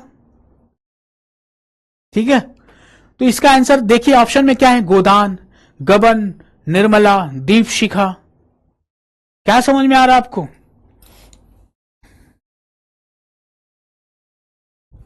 ऑप्शन डी दीप शिखा। लेकिन इसके रचयिता कौन है? इसके रचयिता हैं महादेवी वर्मा। ठीक है, तो कैसा लगा क्लास आपको? यहां पे जाके इस सवाल के बाद से हमारा स्टैटिक जीके का पोर्शन है। स्टैटिक जीके मतलब कि खत्म होता है। यहां पे हमने सारा शुरू से लेके अभी तक का जो स्टैटिक का पोर्शन है वो काफी इंटरेस्टिंग वे में, जैसा सवाल आता है उसी वे में हमने कंप्लीट किया। उसके लिए आपको बहुत बहुत धन्यवाद। आप इतने पेशेंस लेके आज की जो इतनी लंबी क्लास है उसमें पेशेंस आपने दिखाया और इस क्लास को और ज्यादा मतलब कि इंटरेस्टिंग बनाया हमारे लिए, क्योंकि कन्वर्सेशन होता रहता है आपके तरफ से भी हमारे तरफ से भी, तो और मजा आता है पढ़ाने में। ठीक है, यहां से जो आपको इंफॉर्मेशन मिलेगी जो आपके पास में है, उन दोनों के मिलन से जो एग्जाम में सवाल आएगा वो सही होगा। ठीक है, तो आपको ये सेशन कैसा लगा ये आप कमेंट करके बताइएगा। और आपको इसके बाद से हमारे पास देखिए, हमारे पास इसके बाद से हिस्ट्री है और उसके बाद पॉलिटी है, फिर जियोग्राफी है, जियोग्राफी के बाद इकोनॉमी है। आपको इसके बाद से कौन सा सब्जेक्ट पढ़ना है आप कमेंट करके बताइए, उसके बाद उस पे हम सेशन लेंगे। ठीक है, उसके बाद से ऐसे कर करके हम अपना पूरा जीएस का पोर्शन कंप्लीट करेंगे आपके एग्जाम में जाने से पहले। ठीक है, तो आपके पेशेंस के लिए बहुत बहुत धन्यवाद। Thank you so much. आप एक एनर्जी के साथ में रिवाइज करिए, पीडीएफ जरूर डाउनलोड करिएगा। यहां पे क्वेश्चन के फॉर्म में और पीडीएफ में आपके पास एक जगह पूरा लिस्ट रहेगा, वहां से आपको रिवाइज करने में बहुत आसानी रहेगी। ठीक है, मिलते हैं अपने नेक्स्ट सेशन में। आपके कमेंट का इंतजार रहेगा मुझे। और हां, इस सेशन को शेयर करना ना भूलें, क्योंकि इसको आप शेयर करेंगे तो आपके फ्रेंड देखेंगे, फिर वो भी सजेस्ट करेंगे, आप अपने फ्रेंड के साथ चर्चा करेंगे। क्योंकि देखिए कई बार होता है ना कि आप डिफरेंट टीचर से पढ़ते हैं कई टॉपिक्स, लेकिन कुछ होता है कि नहीं समझ में आता है। जैसे कई बार होता है कि कोई टीचर है कुछ पढ़ा रहा है, वहां से ये छूट गया या फिर ये इंफॉर्मेशन ये कॉन्सेप्ट नहीं समझ में आया। ठीक है, तो वो आप बताइए मुझे, फिर हम तो देखिए पूरा जीएस हम लोग मिलकर साथ में कवर करेंगे और जो भी कॉन्सेप्ट होता है उसमें एकदम बारीकी तरीके से, ताकि आपका एक भी सवाल वो कोई भी एग्जाम हो उसमें छूटेगा नहीं। ठीक है, इवन आप मतलब कि पढ़ेंगे ना तो स्टेट एग्जाम में पीसीएस तक का भी एग्जाम में जो सवाल आता है उसको आप टच करेंगे, अच्छे से इजीली करेंगे आप। ठीक है, तो आप अच्छे से पढ़ाई करिए, एक एनर्जी के साथ पढ़ाई करिए और सुबह उठ के योगा करना ना भूलिए, ठीक है, क्योंकि आपका हेल्थ है तो आप बहुत अच्छे से कवर करेंगे, ठीक है। Thank you so much. अपना ख्याल रखिए, अपने सभी लोगों का ख्याल रखिए। Thank you.